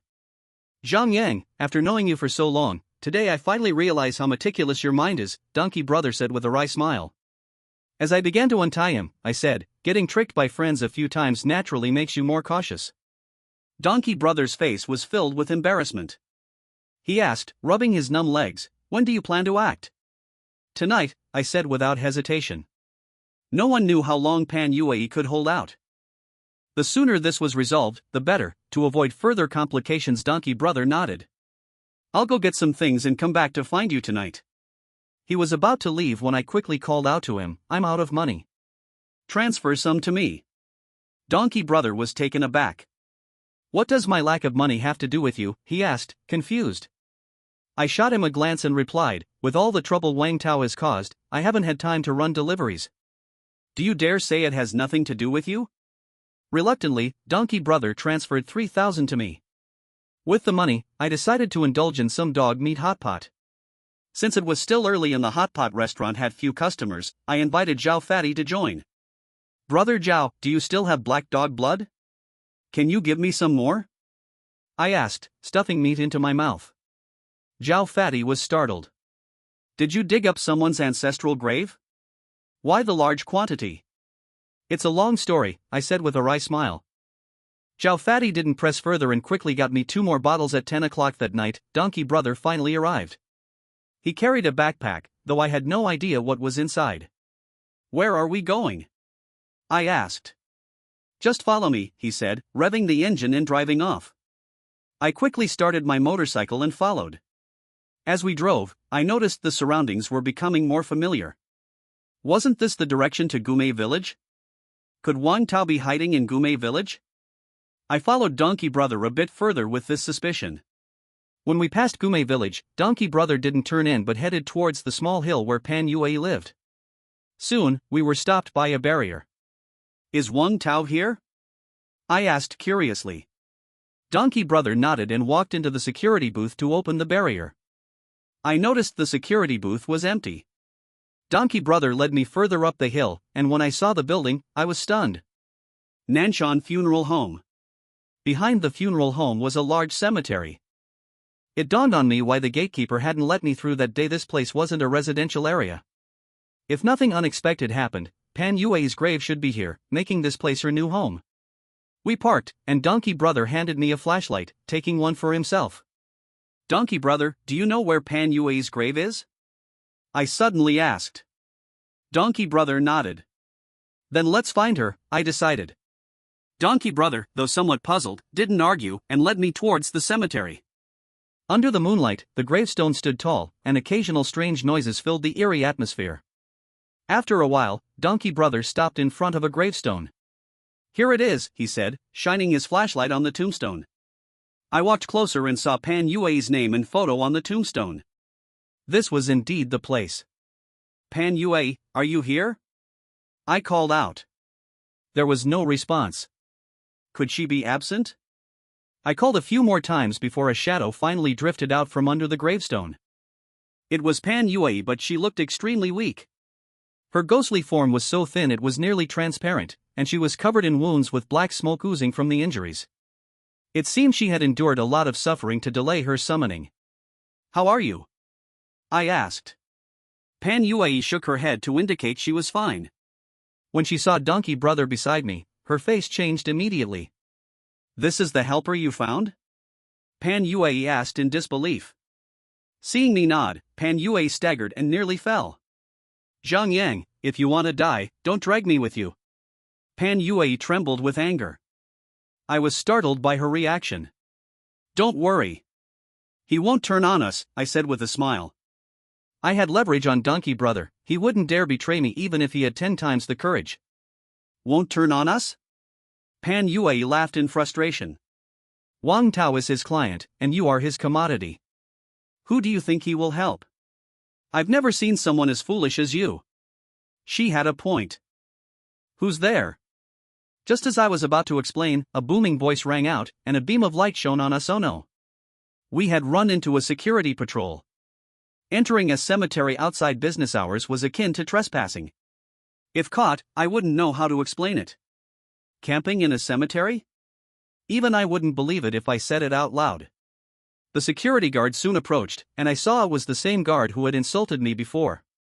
Old man, do you remember me? I said, stepping forward. The guard smiled slightly. Of course I remember. I was planning to come find you tonight, but it seems you've come to me instead. I was taken aback. What did that mean? Watch out. Just as I was about to ask, Donkey Brother suddenly shouted, startling me. I instinctively turned around. I saw Pan Yue leaping into the air, claws extended, and charging towards me. Chapter 12, Collision with the Ball. I stood frozen in place. Pan Yue's ambush was completely unexpected. At that critical moment, Lugu tackled Pan Yue, and they started grappling with each other. However, Lugu was clearly no match for Pan Yue. After only a few exchanges, he was already covered in bloody wounds. The profession of ghost hunter seemed a bit useless. I quickly pulled out a ghost binding talisman, ready to help, but someone grabbed my shoulder. Turning around, I saw it was the security guard. You just killed my brother, and now you want to kill my wife? The guard said with a smile. Boom! His words hit me like a thunderbolt, and I instantly came to my senses. You're Wang Tao? I asked in disbelief. The guard smiled. But it was a chilling smile that sent shivers down my spine. Let me go! I yelled and struggled with all my might. However, his strength was surprisingly immense. No matter how much I struggled, he remained immovable. Suddenly, I felt my feet leave the ground and was then hurled by Wang Tao. My back slammed against a gravestone, and I crashed to the ground, feeling pain all over. I was horrified. Was he even human? His strength had completely surpassed the realm of humanity. Wang Tao didn't even glance at me. He fixed his gaze on Lu Gu and said in a deep voice, Huma, are you reneging on the deal? Lu Ji's expression hardened. He glanced at me lying on the ground, his eyes shifting constantly. Tell your wife to stop, Lu Gu suddenly said. Wang Tao's face showed a smug smile. He waved his hand, and Pan Yue immediately stopped her attack. Pan Yue looked at me with an apologetic expression. I forced a bitter smile. I had underestimated the situation. I didn't expect Wang Tao's control over Pan Yue to be so absolute. What was even more unexpected was that Wang Tao, a dying man clinging to life through substitution, possessed such terrifying power. And now even Lu Gu was dead. Huma, did you give him the ghost-binding talisman? Wang Tao asked with a cold smile. Wang Tao's eyes were filled with murderous intent. Lu Gu shook his head repeatedly. It's not related to me. I was forced into this alliance due to his hold over me. I was enraged. Damn you, Lu! I cursed vehemently. Lu Gu charged over, kicked me twice, and swore, who the hell do you think you are? Your whole family is like that. I'll kick you to death. After cursing, he kicked me a few more times and snatched my phone and ghost-binding talisman. Pa! You dare threaten me? Lu Gu spat angrily. I was filled with hatred. I thought I had Lu Ji's handle, but it turned out he hadn't taken it seriously and was just waiting for this moment to take it back. Now, I had no leverage left. Wang Tao coldly observed everything, his eyes flashing with excitement. After a long while, Wang Tao put on a smiling face and said, since it's not related to you, then forget it. Now that the substitute is here, prepare to extend my life. Lu Gu nodded. He took out a series of ghostly images from his bag and hung them on nearby gravestones. Go in, Lu Gu said, turning to Wang Tao. Wang Tao nodded and walked to the center of the images. Bring the substitute over, Lu Gu pointed at me and said to Pan Yue. Pan Yue sighed and placed me on the edge of the images. I'm sorry. I'm also forced into this, Pan Yue whispered, then stepped aside. At this moment, I was filled with despair. The fear of death and anger towards Lu Gu erupted completely. I cursed at them, spewing out every foul word I knew, and it was fluent. Lu Gu ignored my curses. He stepped in a strange manner, chanting incomprehensible spells as he circled around the images. He circled a total of 81 times. The ghosts depicted in the images eerily opened their eyes, emitting a ghastly red light. Wang Tao's eyes showed excitement. He would get to live another year. He turned to Pan Yue with a cruel smile, making her tremble all over and unable to look into his eyes. Ha! Lu Gu suddenly shouted. A strange scene unfolded. Red threads, as thin as hairs, extended from the eyes of the ghosts and wrapped around Wang Tao's body as if alive. I closed my eyes in despair. Huma! What are you doing? Just as I was bracing for death, Wang Tao's terrified shout pulled me back to reality. Looking up, I saw the red threads wrapped around Wang Tao's body, embedded into his flesh and continuously tightening. Lu Gu sneered and continued chanting. The red threads tightened further, causing Wang Tao to scream in agony. He struggled desperately, but the threads were incredibly tough, binding him tightly. A large amount of black blood seeped from the wounds, giving off a horrible stench. I was a bit stunned. Is extending life this painful? Yue, kill him! Wang Tao roared with a hideous expression. Pan Yue, unable to disobey Wang Tao's command, let out a sharp cry and lunged at Lu Gu, arriving at his back in the blink of an eye. In the blink of an eye. Lu Gu suddenly turned around and slapped the ghost-binding talisman onto Pan Yue. Why are you standing there? Didn't you bring the black dog blood? Pour it on him! Lu Gu shouted at me. I then reacted. I quickly took out the black dog blood and poured it all over Wang Tao, leaving not a single drop behind. Sizzle. Accompanied by the sound of sizzling meat, a large amount of black smoke emerged from Wang Tao's body, and he let out a heart-wrenching scream.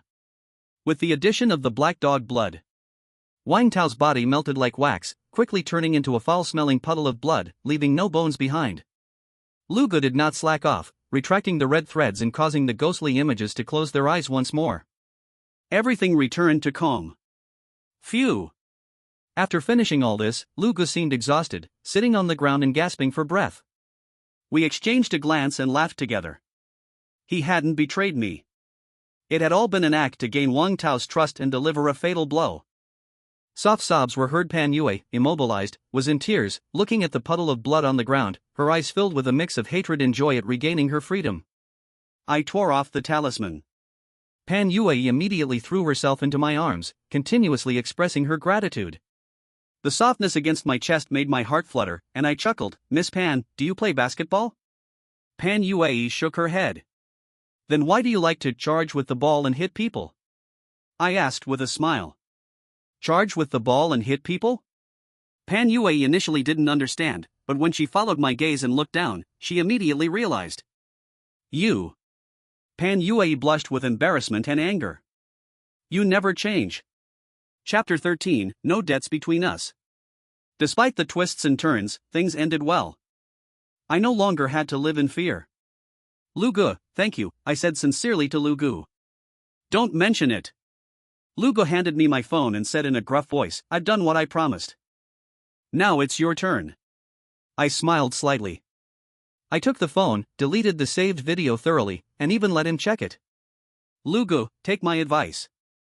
Don't get involved in this kind of thing again, I said after a moment's thought. Lu Gu rolled his eyes.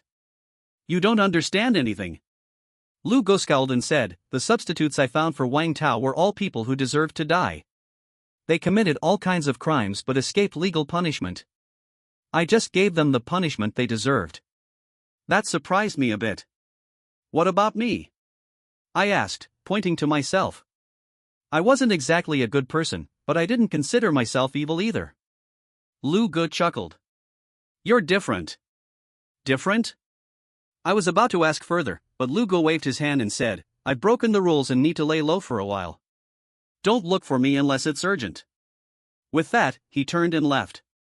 Just a couple of steps away, he seemed to suddenly remember something and turned back. He took out a candy-like object and handed it to me, saying seriously, you've been in contact with ghosts too much these past few days. Eat this to clear the yin energy from your body. I took it without suspicion and popped it into my mouth. I didn't know what it was made of, but it melted instantly, making my body warm up quickly. The effect was surprisingly fast.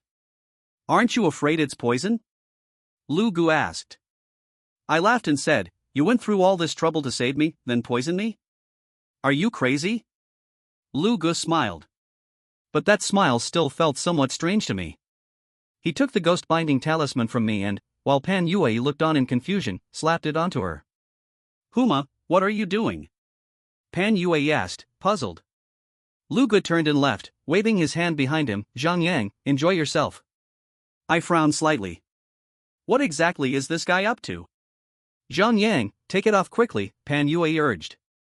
I nodded and was about to remove the talisman when a sudden, strange heat surged through my body. The heat was unusual, spreading across my body and making me very uncomfortable.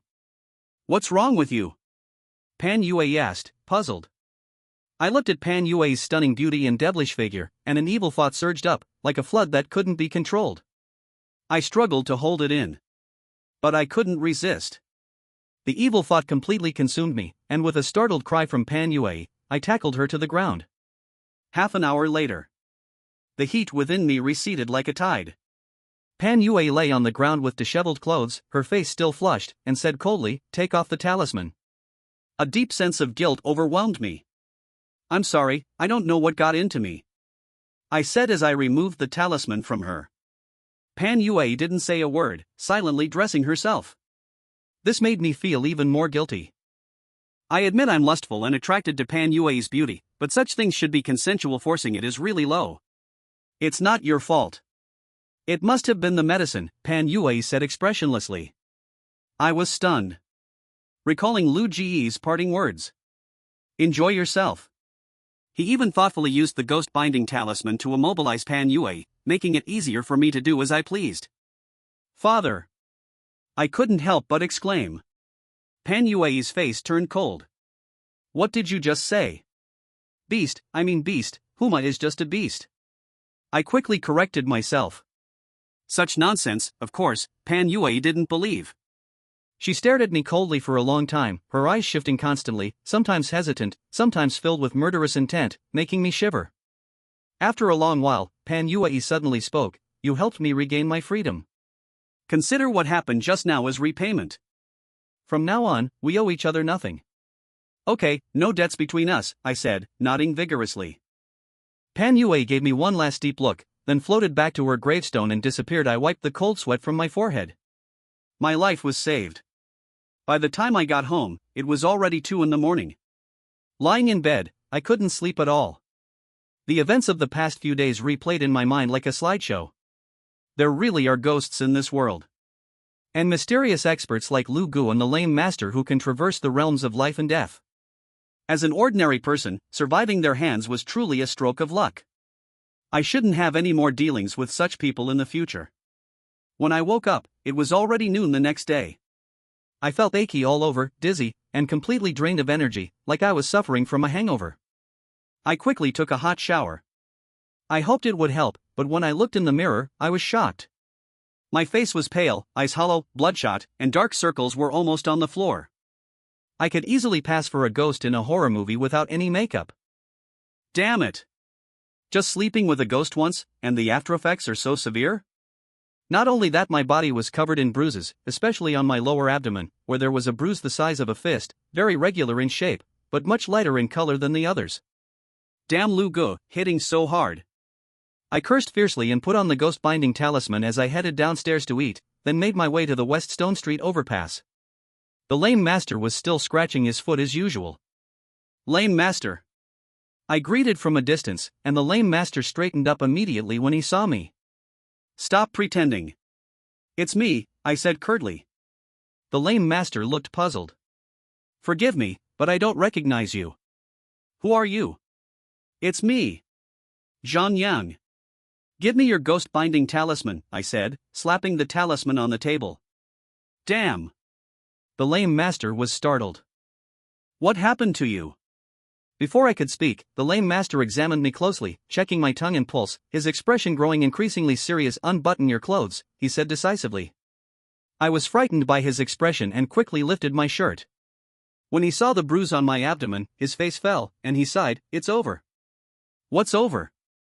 Don't scare me, I asked anxiously. The lame master glanced at me and asked meaningfully, How was it, with the female ghost? He could tell from just looking? Lame master, you truly have sharp eyes. That female ghost you've seen too. She's the best of the best. The experience was truly indescribable, I said shyly, the figure of Pan Yue reappearing in my mind. Impressive. The lame master gave me a thumbs up, his face full of admiration. Knowing she's a ghost and still daring to go for it. You truly live up to the title of little pervert. Chapter 14, Life is Short. Little pervert. Why do I feel a bit proud about that? Lame master, it's just that I slept with a female ghost once. It's not a big deal, right? I asked weakly. Not a big deal? The lame master raised his eyebrows, got up, and ran to the shop across the street. When he returned, he had a handful of glutinous rice. Try this on the bruise on your lower abdomen, he said in a serious tone. I took the raw rice and pressed it onto my lower abdomen. Sizzle. Black smoke started rising, and the intense burning sensation made me jump 3 feet in the air, gritting my teeth in pain. Looking at the glutinous rice in my hand, it had turned completely black, as if it had been burned. Damn! How did this happen? I looked at the blackened rice in horror. The lame master said solemnly, This is Yin energy. Yin energy? I was shocked. Isn't it said that you need to be around ghosts often to get infected with Yin energy? I've only been a few days. Normally, yes. Accumulating this much Yin energy would take at least a year or more. The lame master glared at me and said irritably, But you slept with a female ghost. That's like a direct express train. If you had done it for longer, you could have died directly. Will I die? I broke into a cold sweat. The lame master sighed and said, "Yin energy enters the body and corrodes your life force. When this yin energy turns completely black, your life force will be exhausted." Boom! The lame master's words were like a bolt from the blue, leaving me stunned on the spot. Just sleeping with a female ghost once. The consequences are this severe? Wait. The reason this happened was that strange medicine, which made me lose my rationality. Damn it! I slammed the table, furious, and shouted, "That bastard Lu Gui, you've screwed me over again." I wanted to slap myself. That bastard Lu Gui wasn't having a change of heart, he was just afraid of the exposure of the confession video. Just after I deleted the video, he gave me medicine. He even thoughtfully used the ghost binding talisman to immobilize Pan Yue. Was that to prevent me from handling it? No, it was to prevent me from handling him. I pulled out my phone and called Lu Gui. "The number you have dialed is powered off. Please try again later." Damn it! I slammed my fist on the table. "Hey, be gentle. This is all I have," the lame master said with a pained expression, checking the table. "Lame master, please help me." I clung to the lame master's hand and pleaded, "I have money, $3,000 and that motorcycle. I'll give you all of it, just please save my life." He was the only one who could help me now. If I had that ability, would I still be here on the street? The lame master said with a bitter smile. I was stunned. Indeed. The lame master was just a swindler making a little money. His business wasn't good, he mostly did locksmithing and unclogging drains. The only real thing on him was that ghost binding talisman, which was given to him by his master. I sat down dejectedly, my face ashen. So, I'm finished? An intense sense of unwillingness surged. I'm only 23 years old. I haven't made any money yet, and I haven't enjoyed a life of luxury. Although I'm an orphan with no relatives in the world, I still want to live. There might be a way, the lame master suddenly said. My eyes lit up. As if grasping the last straw, I grabbed the lame master's shoulder tightly. What way? Ouch! The lame master cried out in pain, and passers-by looked over. Sorry. I quickly let go and asked, "Lame master, what's the method you mentioned?" The lame master rubbed his shoulder and gave me a resentful look. If you can find a natural burial ground, there might be a glimmer of hope, the lame master said seriously. A burial ground? The lame master nodded. It has to be a naturally formed burial ground. Such a place will automatically absorb the nearby yin energy. If you stay there for a few days, it should help clear the yin energy in your body. Should? I frowned. It's not that I don't trust him, but this old man is too unreliable. I only have this one method. Believe it or not, the lame master said impatiently. Believe. Of course, I believe. I quickly smiled and said, "Where can I find a natural burial ground?" How would I know? The lame master shrugged. You can ask that female ghost. She might know. Pan Yue? Right, she's been in the ghost circle for years, so she should know more than this swindler. Thanks. I turned and walked away. The lame master was momentarily stunned. Damn it! You haven't paid yet. I didn't look back and said, "Just remember, I'll pay you when I come back." Come back and pay? The lame master rolled his eyes. If you can come back, then I'd be working for nothing. South Mountain Funeral Home, Back Hill Cemetery. I knocked on Pan Yue's gravestone and said softly, "Miss Pan, are you there?" A magical scene occurred. Pan Yue in the photo seemed to come alive, glanced at me, and actually spoke. What are you here for this time? Looking for a burial ground? Her tone was somewhat unfriendly, clearly still holding a grudge about last night. I need a small favor, I said with a forced smile. A favor? Pan Yue looked at my empty hands. Asking for a favor with empty hands, you really have no sincerity. I was taken aback. Do ghosts require gifts for favors too? I asked curiously. Why would they? Pan Yue snorted coldly. Do ghosts just come at your beck and call, unconditionally fulfilling all your demands? There was a lot of resentment in her words. That's not what I meant. I chuckled awkwardly and said, I came in a hurry this time and didn't prepare anything. Next time, I'll make it up to you. Seeing my attitude was decent, Pan Yue's anger subsided somewhat, but her expression remained grim. Speak up, what's the matter? Miss Pan, do you know where there is a naturally formed burial ground? I asked eagerly. A burial ground? Pan Yue's expression changed slightly, then she sneered, so, the taste of Yin energy isn't pleasant? I was taken aback. So you knew all along? I said with a bitter smile. It made sense. As a ghost, she must have known about the Yin energy entering my body. I do know of a naturally formed burial ground, but since we're even, why should I tell you? Pan Yue said. Hearing this, my eyes lit up. As long as you tell me the location of the burial ground, you can name any condition, I said, hugging the gravestone excitedly. A hint of cunning flashed in Pan Yue's eyes. I can tell you, but when you come back, you'll have to do something for me, she said. Okay, no problem. I nodded without hesitation.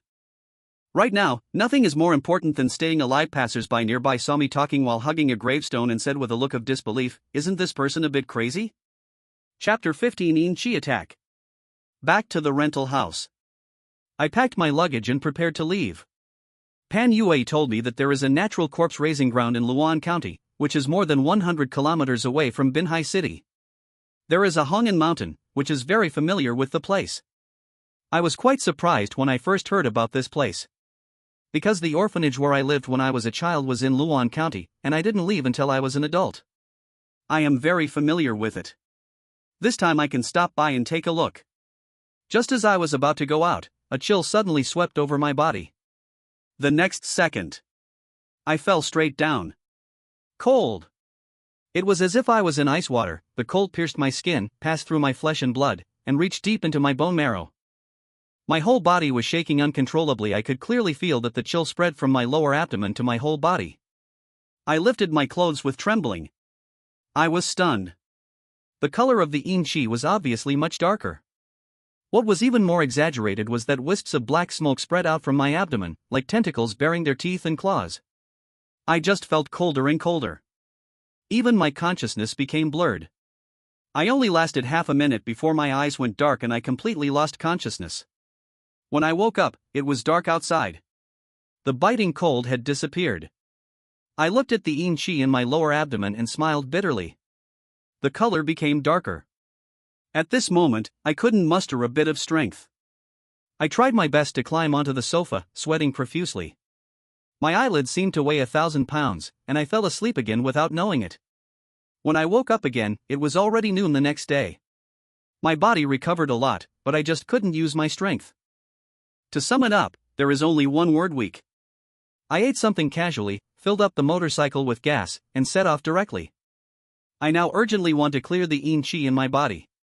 If it attacks a few more times, I will really become neighbors with Pan Yue. At 5:30 in the afternoon, we arrived in Luan County. It was obviously not appropriate to go up the mountain at this time, so I bought some gifts and went straight to the Dream Wings orphanage. When I arrived, the children were eating. This orphanage is very small and can only adopt a dozen children at most. The director is Su Huaxiu, who is 45 years old this year. She is very gentle to every child, just like a mother. There is also a life teacher, Feng Xiaoya.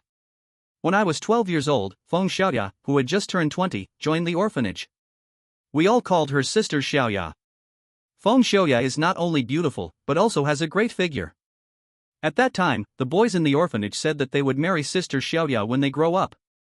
They were very happy about my arrival. The director even talked to me for a long time, asking me how I was doing outside and whether it was hard. He told me to eat well and take care of my health. This made me feel warm in my heart. I stayed in the orphanage at night and prepared to go up the mountain tomorrow. After all, it was too dangerous to go up the mountain at night. I was taking a bath. The door was suddenly pushed open, and Feng Xiaoya walked in by herself with brand new toiletries in her hand.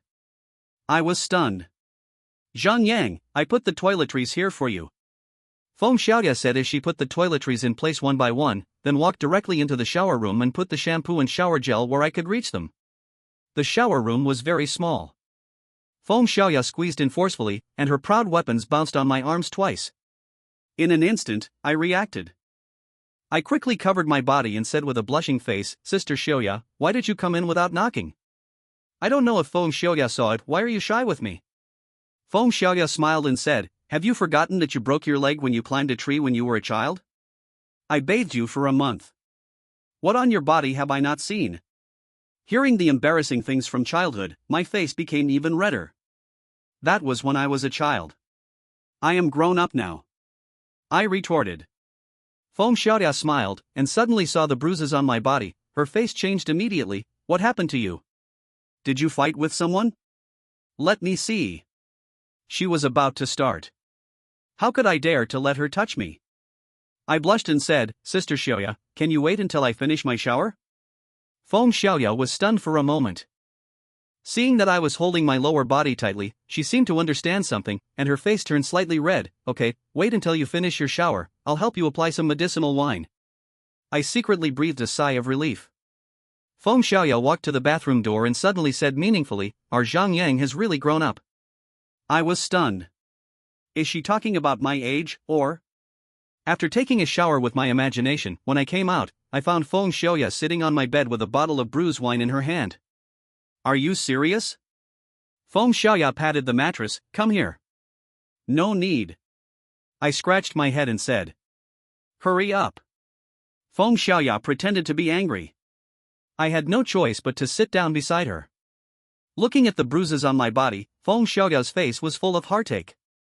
She poured a little medicinal wine into her palm, rubbed it quickly, and carefully helped me rub it. "Does it hurt?" Feng Xiaoya asked. I smiled and shook my head. "No, it's very comfortable. You are so old and still fighting with others. No one will take care of you when you get hurt. Don't be so impulsive in the future, understand?" Listening to Feng Xiaoya's nagging, my heart was warm. "I remember there is a bruise on your stomach," Feng Xiaoya said, and was about to pull my pants. I pulled the waistband tightly. "Sister Xiaoya, I'll do it myself here." Feng Xiaoya had to give up. "Sister Xiaoya, did something happen?" I asked suddenly. From the time I met her until now, I found that there has been a trace of sadness between her eyebrows. Feng Xiaoya looked surprised. "You are still so careful." Feng Xiaoya sighed and said, "My dad hasn't contacted me for several days, and the phone can't be reached. I'm a little worried." I remember Feng Xiaoya's father was a forest ranger in Hong'an Mountain. I met him once when the orphanage took us to the mountain to camp. "Is Uncle Feng on duty this month?" I asked. Feng Xiaoya nodded. "I have asked for leave from the dean, and I will go to the mountain tomorrow to have a look." "I'll go with you." I smiled slightly. "You're going too?" Feng Xiaoya shook her head and said, "You've finally come back, so don't follow me. When I come back, I'll take you to eat delicious food." "How can that be possible?" I refused decisively. "It's too dangerous for you to go up the mountain alone." "How can I rest assured?" Feng Xiaoya wanted to say more. I said, "I don't care, I have to go, this is settled." There are several species of national second-level protected animals in Hong'an Mountain, and people often go there to poach. It is really dangerous for Feng Xiaoya to go up the mountain alone. I want to go anyway. Seeing that she couldn't persuade me, Feng Xiaoya said helplessly, "Zhang Yang, you are more domineering than before." I smiled and said, "Everyone says I have grown up." Hearing what I said, Feng Xiaoya's cheeks turned slightly red, and I don't know what she remembered. Chapter 16 Searching for People in the Mountains. Early the next morning, I rode a motorcycle and set off with Feng Xiaoya. Feng Xiaoya hugged my waist, her whole body pressed against me, rising and falling with the motorcycle. The soft touch made me imagine a lot. "Zhang Yang, do you have a girlfriend?" Feng Xiaoya asked in my ear. The breath drilled into my ears, itching. "No, I have no car, no house, no savings, who would like me?" I said with a wry smile. Feng Xiaoya pursed her lips and said, "That's because they have no vision." "Sister, when will you take me to meet your brother-in-law?" I quickly changed the subject. Feng Xiaoya is 31 years old this year, and normally she should have children. "Sister is still single, where did you get your brother-in-law?" Feng Xiaoya smiled and hit me. "Ah." I was a little surprised and said, "You are so beautiful and kind-hearted. I remember that when I was a child, many people lined up to pursue you. This is not an exaggeration at all." In those days, people often went to the orphanage with flowers to look for Feng Xiaoya. "I don't like those ugly girls." Feng Xiaoya snorted and said, "It's you guys who were fighting to marry me back then. Now you despise me because I'm old. Not many of them come back to see me. I didn't expect she still remembered these. How is my sister old? I was surprised and said, don't talk nonsense with your eyes open. I haven't changed at all in these years. I'm still so beautiful. I'd believe you just turned 18. Feng Xiaoya was amused by me. Then if I let you marry a woman like me, would you be willing? Feng Xiaoya suddenly asked. Of course I am willing. I said without hesitation, if I can marry my sister, it will be a blessing for me in several lifetimes. Slippery tongue. Feng Xiaoya laughed and scolded, you are willing to marry, but I am not willing to marry, so as not to be accused of being an old cow eating young grass. After saying this, Feng Xiaoya seemed to hug me tighter. I thought she was afraid of the high speed, so I deliberately slowed down. Unconsciously, we have arrived at the foot of Hangan Mountain. The mountain road is rugged, so we can only walk up the mountain. After a lot of trouble. It was near noon when we arrived at the Hangan Mountain Forest Protection Station. It is called a forest protection station, but it is actually 3 independent small bungalows, the kind with a single room and a bathroom. The conditions are quite simple. Fortunately, there is electricity here, so daily life is not a big problem. Xiaoya? A middle-aged man pushed the door open and asked in surprise, why are you here? Uncle Gao. Feng Xiaoya hurriedly came up to him and said with a smile, my dad hasn't contacted me for a few days, and the phone can't be reached. I was a little worried and came to see him. This is my brother Zhang Yang, this is my dad's colleague Gao Shuelin. Feng Xiaoya introduced. Hello, Uncle Gao. I smiled and greeted him. Gao Shuelin nodded. Uncle Gao, is my dad here? Feng Xiaoya asked with a smile.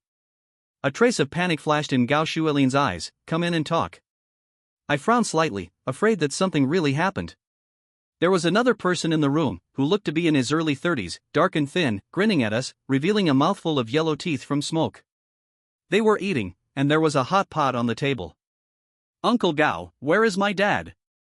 Feng Xiaoya couldn't help asking. Your father. Gao Shuelin sighed, he's been missing for 3 days. We've been looking for him these days, but... Missing? Feng Xiaoya's body swayed, but luckily I quickly supported her. My heart was lifted. There are wild boars in Hong'an Mountain. They are very ferocious animals. If they are attacked by wild boars, even if they don't die, they will be seriously injured. I'll go find him. Feng Xiaoya turned and ran out. Wait. Gao Shuelin hurriedly called her and said while putting on his equipment, I'll go with you. Brother Gao, don't you want to eat? The thin black man who had been waiting for dinner suddenly asked. Eat shit. Gao Shuelin said unhappily, you only know how to eat all day long, hurry up and come with me to find someone. Oh. The thin black man put on his equipment reluctantly, and kept muttering in his mouth. I was far away and didn't hear what he said clearly. We found it from day to night. I shouted until my voice was hoarse, but I still couldn't find Feng Xiaoya's father. It was getting dark. Gao Shuelin couldn't help but say, Xiaoya, let's stop here today. We'll continue looking tomorrow. You can go back if you want. Feng Xiaoya said in a hoarse voice, and continued to rush forward, shouting for her father with a hoarse voice. I sighed and quickly grabbed her. Sister Xiaoya, let's go back first and continue looking tomorrow, okay? I said softly. No. Feng Xiaoya said with red eyes, my father is the only relative I have. Zhang Yang, can you help me? Looking at the pleading look in her eyes, my nose was sore. Sister Xiaoya, I will definitely help you find Uncle Feng. I said very seriously, but you know better than me how dangerous the mountains are at night. If something happens to you, should I leave Uncle Feng behind to save you first, or leave you behind to save Uncle Feng first? Feng Xiaoya was stunned. I continued, Uncle Feng is an old forest ranger. He has a stronger ability to survive than anyone else. He will definitely be able to protect himself. What we have to do is to maintain sufficient physical strength so that we can find him in the shortest time. Feng Xiaoya finally woke up from her anxious state. On the way back, Feng Xiaoya hung half of her body on me. In fact, her physical strength had long been overdrawn, and she had been struggling to support herself with willpower before. Back to the forest ranger station. After eating and taking a hot bath, Feng Xiaoya regained some strength and was in much better spirits. Here, only Feng Xiaoya's father's room was empty. She slept on the bed, and I slept on the floor. I came out of the shower and saw Feng Xiaoya sitting on the bed, staring at the window in a daze, her face full of worry. I sighed secretly. Sister Xiaoya, go to bed early, so that you can have the strength to find Uncle Feng tomorrow, I advised. Feng Xiaoya came back to her senses, her eyes slightly red. Zhang Yang, my father will be fine, right? Yes. I nodded fiercely and said firmly, Uncle Feng will definitely come back safely. Late at night. There was a rustling sound on the bed. The next second, a soft body got into my quilt and hugged me gently from behind. I could hear the soft sobbing, and I could also feel the body close to me, trembling slightly. It was fear, it was terror. I sighed secretly. Turning around, I gently embraced Feng Xiaoya in my arms, and gently patted her back. Go to sleep, we will definitely find Uncle Feng tomorrow, I said softly. The delicate body in his arms gradually relaxed, and the only sound in the air was Feng Xiaoya's gentle breathing. Chapter 17. It was a gunshot wound. Early the next morning, we had breakfast, took some dry food and water, and set off again. In order to help us save energy, Gao Xuelin found 2 hiking poles for us. Uncle Gao, which route are we going to take today? Feng Xiaoya asked. Gao Xuelin thought for a while and said, we have searched all the patrol routes we usually take, but we haven't seen Lao Feng.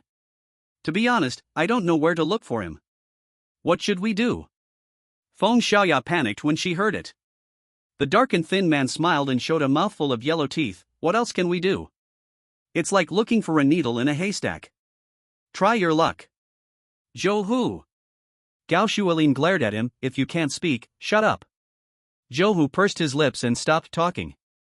I patted Feng Xiaoya on the shoulder, signaling her not to worry. Uncle Gao, are there poachers in our Hong'an mountain? I thought for a while and asked. Yes. Gao Xuelin said, in the past, poachers often sneaked in, all of them carrying hunting rifles, very fierce, and not afraid of us forest rangers at all. What about now? I asked again. Now there are fewer. I haven't encountered poachers for several years. Gao Xuelin sighed. I pondered for a moment.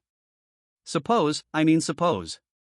I glanced at Feng Xiaoya and continued, suppose you encounter poachers, and there is a conflict and you get injured, which direction will you run? Gao Xuelin was stunned for a moment. Then he slapped his thigh hard and said in annoyance, ouch. How could I forget that place? Follow me. Feng Xiaoya showed a happy face and hurriedly caught up with Gao Xuelin. Brother Hu, what's wrong with you? I looked at Zhou Hu, who was in a daze, and asked. Ah? Zhou Hu was stunned, and then smiled and said, oh, I'm thinking about something, let's go. Looking at Zhou Hu's back, I couldn't help but frown. I took 2 quick steps and caught up with Gao Xuelin in front of me. Uncle Gao, when did Brother Hu join the forest ranger team? I asked casually. Gao Xuelin said, it's only been a month. This guy is idle all day long, lazy and not suitable to be a forest ranger. When this shift is over, I will ask the leader to fire him. Just 1 month. I looked back at Zhou Hu. He happened to look in my direction and grinned at me, revealing a mouthful of yellow teeth. Ah! Feng Xiaoya exclaimed, slipped, and fell to the ground. I hurriedly helped her up. How are you? Are you not hurt? Feng Xiaoya shook her head and picked up a flashlight from the bushes. She fell because she stepped on it. Gao Xuelin took a look at the flashlight and said happily, this is Lao Feng's flashlight. It seems that our direction is right. After searching for 4 days, this is the first time that Uncle Feng's trace has been found. Everyone was very encouraged and their steps became much faster. We walked for more than 2 hours. This is it. Gao Xuelin pointed to the cave in front and said breathlessly, this is our Hong'anshan forest station. It is a refuge passed down by each generation of forest rangers. Outsiders can't find it at all. I nodded. This cave is not only hidden, but also very peculiar in shape. Although the entrance is not big, the rock walls on both sides extend outward in a fan shape, like a huge funnel. If Lao Feng really encounters any danger, he will hide here in all likelihood. Gao Xuelin said with a serious expression. Dad! Feng Xiaoya shouted and raised her legs to rush into the cave. Sister Xiaoya! I hurriedly grabbed her. Calm down, the more you can't be anxious at this time, follow me closely, don't get separated. After comforting Feng Xiaoya, we walked towards the cave. Brother Gao, I'll wait for you here, I'm afraid of the dark. Zhou Hu suddenly said. Afraid of the dark? Gao Shuelin frowned and said, You are afraid of the dark and you are still a forest ranger? I think you just want to be lazy. Zhou Hu grinned and said nothing. Gao Shuelin had no choice but to suppress his anger and said, Whatever you want. Zhou Hu found a big rock to sit down, took off his shoes and socks, and rested leisurely. Walking into the cave, I felt a cold air coming at me. As we went deeper and deeper, the temperature became lower and lower. We walked for a quarter of an hour. At the end of the passage was a cave that was not very big, only about 5 meters high and about 50 square meters in area. Dad! Feng Xiaoya suddenly exclaimed and rushed forward like crazy. Gao Shuelin and I hurriedly followed. When we got closer, it was Feng Xiaoya's father, Feng Xinghua. Feng Xinghua was in a coma at the moment, looking miserable, with many small scratches on his body. But what I care about most is, it was a thumb-sized blood hole on his calf. I glanced at Gao Shuelin. He understood what I meant and nodded solemnly. I was shocked. It was indeed a gunshot wound. Dad! Wake up, wake up! Feng Xiaoya looked at me helplessly. Zhang Yang, what happened to my dad? What happened to my dad? I touched Feng Xinghua's carotid artery. I heaved a sigh of relief. He's still alive. Sister Xiaoya, Uncle Feng is fine, he may have fainted due to excessive blood loss. I said to Feng Xiaoya. Hearing that her father was fine, Feng Xiaoya relaxed all over and burst into tears. That's great, that's great. Feng Xiaoya choked. Xiaoya. Gao Shuelin said in a deep voice, It's not the time to be happy yet. We have to send Lao Feng to the hospital quickly. Yes, yes, yes. Feng Xiaoya finally reacted, wiped the tears from her face, and put Feng Xinghua on Gao Shuelin's back with me. The group walked quickly out of the cave. As we were about to reach the cave entrance, a strong sense of uneasiness suddenly surged in my heart. Wait! I stretched out my hand to stop them. Feng Xiaoya asked in confusion, What's wrong? I always feel something is wrong. You wait here for me. I'll go out and take a look first. I said in a deep voice. After saying that, without waiting for their reply, I quietly touched the cave entrance and looked outside. This one look. It immediately made me feel cold.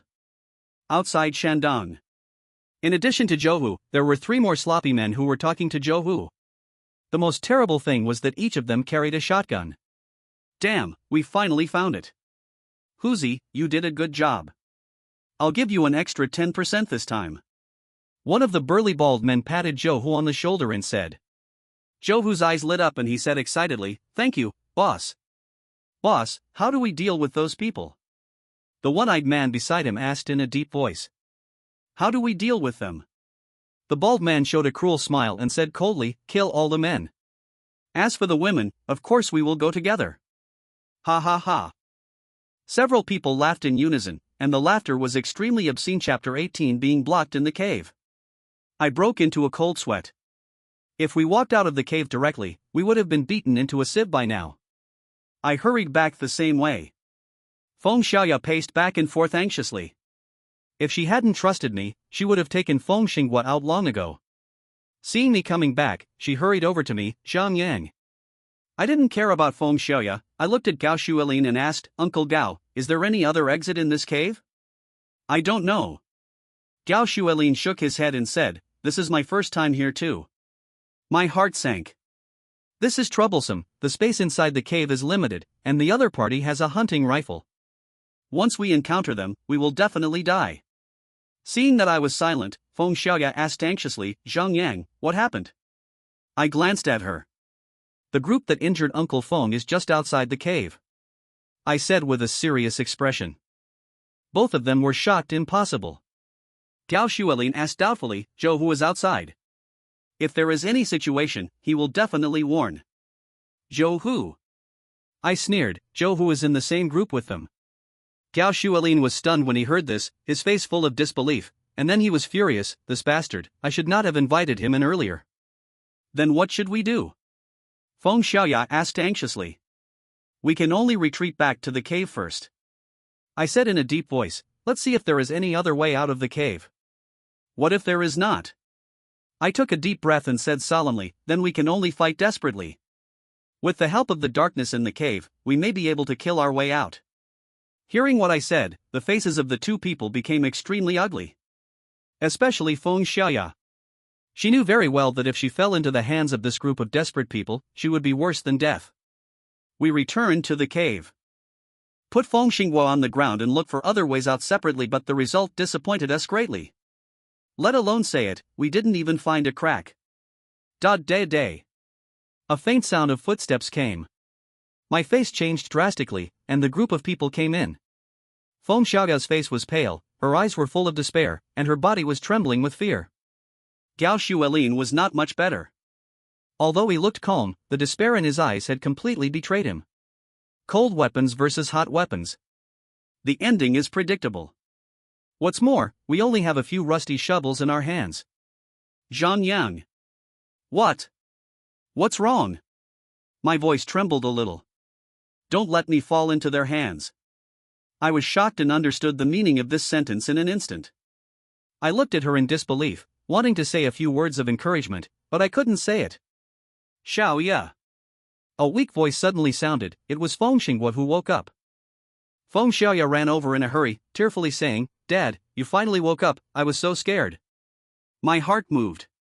I rushed to Feng Xinghua in 2 steps. "Uncle Feng, is there any other exit in this cave?" "Huh? What?" Feng Xinghua had just woken up, and his consciousness was still a little unclear. I was very anxious, gritted my teeth, and pinched his injured calf. Hiss. Feng Xinghua gasped in pain, and cold sweat broke out instantly, but the severe pain also made him more awake. "Zhang Yang. What are you doing?" Feng Xiaoya pushed me. I didn't care about Feng Xiaoya's angry eyes, and quickly pushed her in front of Feng Xinghua. "Sister Xiaoya, you come and ask." Although Feng Xiaoya was very dissatisfied with my behavior just now, she also knew that now was not the time to be upset. She followed my instructions and asked, "Dad, I'm Xiaoya, is there any other exit in this cave?" Yes. Feng Xinghua said weakly, "There is a protruding stone in the middle, turn clockwise 3 times, counterclockwise 2 times. At this point, Feng Xinghua's head tilted and he fainted. "Dad! What's wrong with you? Dad!" Feng Xiaoya exclaimed.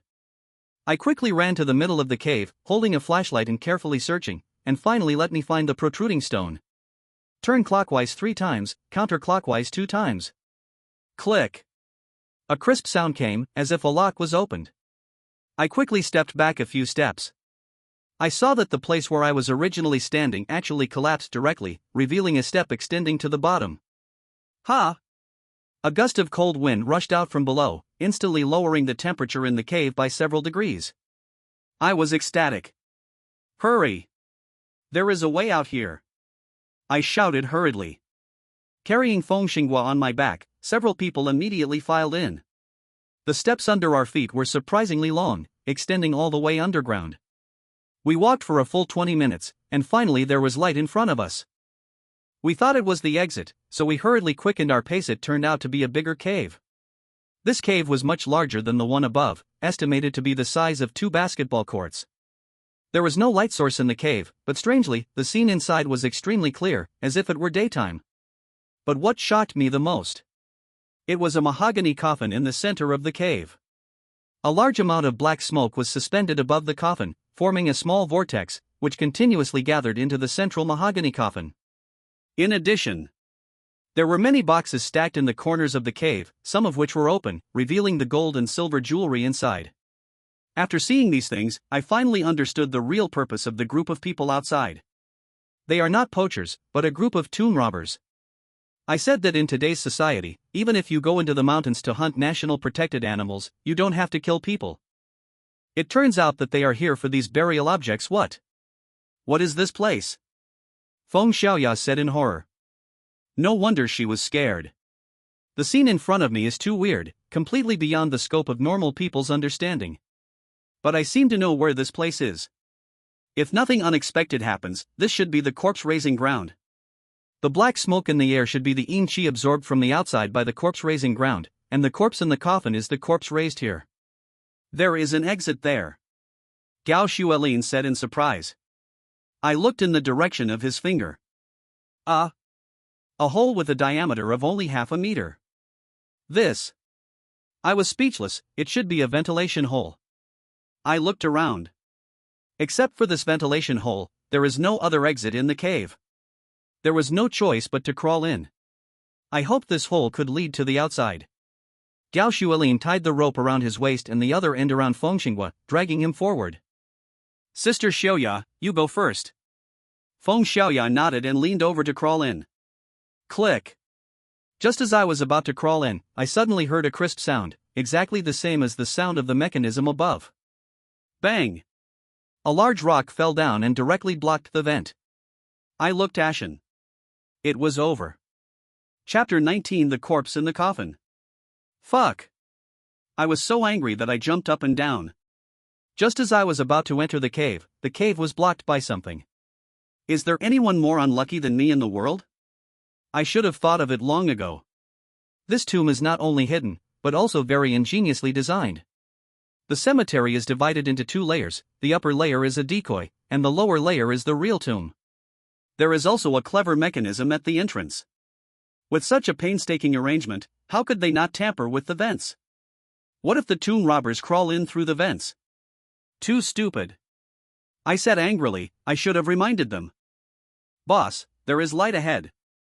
The sudden voice scared Methier coming down. What should I do? I wanted to find a place to hide, but the entire tomb was in full view, and there was no place to hide. I was so anxious that I turned around. My eyes suddenly fell on the mahogany coffin. Go in. I still won't go in. This is a question worth thinking about. If I don't go in, I will be shot to death soon. Go in. Maybe I will die faster. If it is a coffin in an ordinary tomb, I can go in, but this is a corpse-raising place. Who knows what is in the coffin? What if there is a zombie in it, and it has been locked up for so long, you can tell whether it is hungry or not? I jumped in. Zombie, huh? You are a nice person. The footsteps are getting closer and closer. The situation does not allow me to think too much, so I can only take a gamble. The coffin board is very heavy. It took me a lot of effort to barely open a corner. Take a deep breath, take a careful look inside, and the things inside immediately shocked me. There is a female corpse lying in the coffin. The female corpse looked about 17 or 18 years old, with copper coins covering her eyes, pearls and jade in her mouth, a phoenix crown and a red wedding gown embroidered with gold and silver threads, extremely luxurious. What shocked me the most? She didn't look like a corpse at all. The girl's facial features were like a finely crafted treasure, and her crystal-clear snow-white skin was shining with an ivory halo, like a lotus emerging from the water and a fat snow lotus. The beauty is so beautiful that it can hide the present and the past, and the lotus is ashamed of its jade face. I was a little dazed for a while. Boss, be careful of the trap. You are stupid, that group of people have come down a long time ago, how can we get the trap? A clear conversation brought me back to reality. I didn't dare to delay any longer, and said sorry to the girl in the coffin, and went directly into the coffin, and restored the coffin board with force. I thought it would be pitch black inside the coffin. But the halo emanating from the girl made the coffin as bright as day, and everything was clearly visible. I accidentally touched the girl's body. It was soft and elastic. If it wasn't for the lack of temperature, I would really suspect that this beautiful girl in front of me was just asleep. Looking at the beautiful face so close, I actually felt a little shy in my heart, and tried to keep a distance, not daring to blaspheme in the slightest. Who's he? Didn't you say they were inside? Where are they? There was an angry roar from outside. Boss, I really saw them come in with my own eyes, and then I kept guarding the cave entrance. I didn't see them go out. Zhou explained in a panic. Search for me. There was a chaotic sound of footsteps, and they started a carpet search of the tomb. I sneered secretly. Feng Xiaoya and the others had already gone out, and I would lose if I could find them. Boss. Boss. Come. Come. The footsteps all gathered in one direction, and then there was an excited cheer. Boss, are these real gold? Someone asked expectantly. You can see a tooth mark when you bite it. It's pure gold. After a short silence, another round of more intense cheers. Ha ha. We're rich, we're rich. The best thing I've done in my life is to follow the boss. Boss is awesome. Godfather. This group of people obviously have no culture, and they flatter each other more than the other. Shut up. What a fart of happiness! Those forest rangers ran away. They must have called the police immediately. If you don't want to be shot, move them quickly. This sentence made the outside quiet instantly. It seems that this boss still has some legal awareness. It's okay for them to rob tombs, but they also carried hunting rifles to commit crimes. You should know that our country has very strict gun control. If they are caught by the police, they will definitely be sentenced to death. Boss, there is also a coffin. There should be a lot of burial objects in it, right? I'm really crazy. Which idiot is making such a reckless statement? Can you open the coffin casually? That is disrespectful to the deceased and should be condemned by your conscience. Bah! You are a dog with no quality. I almost forgot. In ancient times, the most valuable things would be placed together with the body during burial. It would be a pity to miss them. Brothers, open the coffin. It's over. This is really a case of catching a turtle in a jar. Swish. The coffin lid was pushed open a crack. I used my hands and feet to retreat and shrank directly to the end of the coffin, praying that they would not open at all. The coffin lid was pushed open a quarter. My hands and feet were cold and I was sweating. 1/3. My face was ashen and my heart was full of despair 1/2. I held the shovel tightly in my hand, ready to rush out at any time. Even if I die, I will drag 2 people with me. Just when I was ready to fight to the death, the coffin lid did not move. It was silent outside. Only the heavy breathing of several big rough guys could be heard. Is this a fairy? So beautiful, I have never seen such a beautiful woman in my life. Boss, can I? Beast! Even the corpse was not spared. If you are not afraid of death, just go ahead. I will not stop you. It is good to get a smaller share. The boss sneered. Hearing this, the beast dared not speak. They began to search the coffin for valuables. I huddled at the end of the coffin. Watching the arms go in and out, the valuables on the girl became less and less. The copper coins on the eyes, the pearls in the mouth, the jade plugs in the nostrils and ears were all taken away. The most hateful thing is, a dark hand secretly touched the girl's chest. Suddenly, a hand reached under the girl. Stop, the boss said in a deep voice. The owner of the hand asked in confusion, What's wrong, boss? This female corpse is not simple. The boss explained in a solemn tone, the body is not rotten, it looks lifelike, and there are things sealing the eyes, ears, mouth, and nose. If I am not mistaken, she should have been sealed with 9 orifices. 9 orifices? What are 9 orifices? Everyone was a little confused. The 9 holes on your body are called 9 orifices. The boss explained, you won't understand if I say too much. Anyway, the things in the last 2 orifices must not be taken, otherwise something big will happen. What? What will happen? Someone couldn't help asking. Not only his little brothers, but even I couldn't help but be curious. The boss snorted coldly. She will come back to life. Chapter 20 Wedding Night. Hiss. Everyone took a breath of cold air. Such a cute little girl, even if she comes back to life, it's nothing. Listen to this voice, it should be the beast who wants to have something with the female corpse. Then wait for me and we'll go first. You stay and try to see if she's fierce or not. The boss said with a sneer. The man quickly apologized, Boss, I'm kidding. Okay. The boss said unhappily, see if there's any jewelry on her feet. We're done. Okay. As soon as the words fell, the coffin board above my head moved again. There was really nowhere to escape now. Looking at the beautiful corpse lying in front of me, I made up my mind. I said sorry silently in my heart, and reached out to pick out the seals of the last 2 orifices of the girl. Damn it! It's going to be death anyway, so don't live. Boom! The moment the 9 orifices were unsealed, the inchi suspended above the coffin, as if pulled by some force, rushed into the coffin one after another. The whole tomb was swept by a strong wind. The tomb robbers outside were blown all over the place, wailing constantly. And inside the coffin, it was as calm as the eye of a typhoon. All the inchi entered the female corpse through the 9 orifices. 5 minutes later, everything returned to calm. What? What's going on? Someone asked blankly. No one could answer him. After a short silence, The boss made a prompt decision. Don't worry about the things in the coffin, take those boxes and leave here. I breathed a sigh of relief. These desperate men are finally leaving. Suddenly, a strange scene happened. The girl in front of me suddenly moved, and I was so scared that I bumped into the coffin directly, making a slight sound. What? What sound? The people outside were startled. Well, it seems to come from the coffin. It won't be a real corpse? What are you still standing there for? Go! Maybe because they were too scared, someone accidentally knocked over the box, and the gold and silver jewelry fell to the ground, which attracted a scolding from the boss. Idiot! Pick it up quickly! Me at this moment.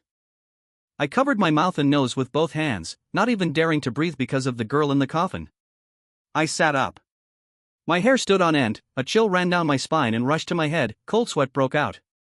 Luckily, her head just poked out of the coffin, and she didn't seem to notice me hiding in the corner at the end of the coffin. Bang! It seemed like something heavy fell to the ground. Fake! Fake!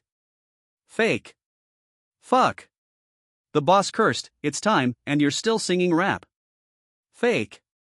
I don't know who shouted, but the voice broke because of fear. After a short silence. Run! The next second, I only felt a flash in front of my eyes, and the girl had disappeared. Ah! Boss, help! Mom! The shrill screams continued. Bang! A gunshot. Then everything returned to calm. I curled up in the corner of the coffin, shivering. It was so miserable. I had never heard such a shrill scream. Every scream. It was like a sharp knife condensed by fear, piercing into the depths of my soul. The footsteps gradually approached. A small hand covered with blood gently rested on the coffin. Is it my turn? I looked at the rusty shovel in my hand and couldn't help but smile bitterly. It was just such a broken thing. I couldn't even give myself a quick death. A pair of jade feet fell. Then the girl lay down like a puppy, with blood on her mouth and hands. She looked at me for a while. Then she slowly crawled in front of me and sniffed me. Is she going to smell my taste first? Then decide whether to eat or not? My whole body was tense, and I didn't dare to breathe. Suddenly, the girl grabbed my right hand, put it in front of her nose and smelled it carefully, with a hint of joy on her face. This hand. It seems to be the one that picked her last 2 holes. Are you my husband? The girl suddenly asked. Me? I remember seeing it on the internet. In ancient times, marriage was based on the parents' orders and the matchmaker's words. Most women got married without even seeing the man's face, and became his wife in a muddle combined with the girl's dress. 9 out of 10 died during the marriage. She thought I was her husband. It is very likely because I smelled her on my hand. Seeing that I didn't say anything, the girl asked again, Are you my husband? Yes. Or no? Thinking about this question for one more second is disrespectful to yourself. Yes. I nodded fiercely. The girl's face showed a happy expression. After looking at me carefully for a while, her cheeks blushed and she said, My husband is handsome.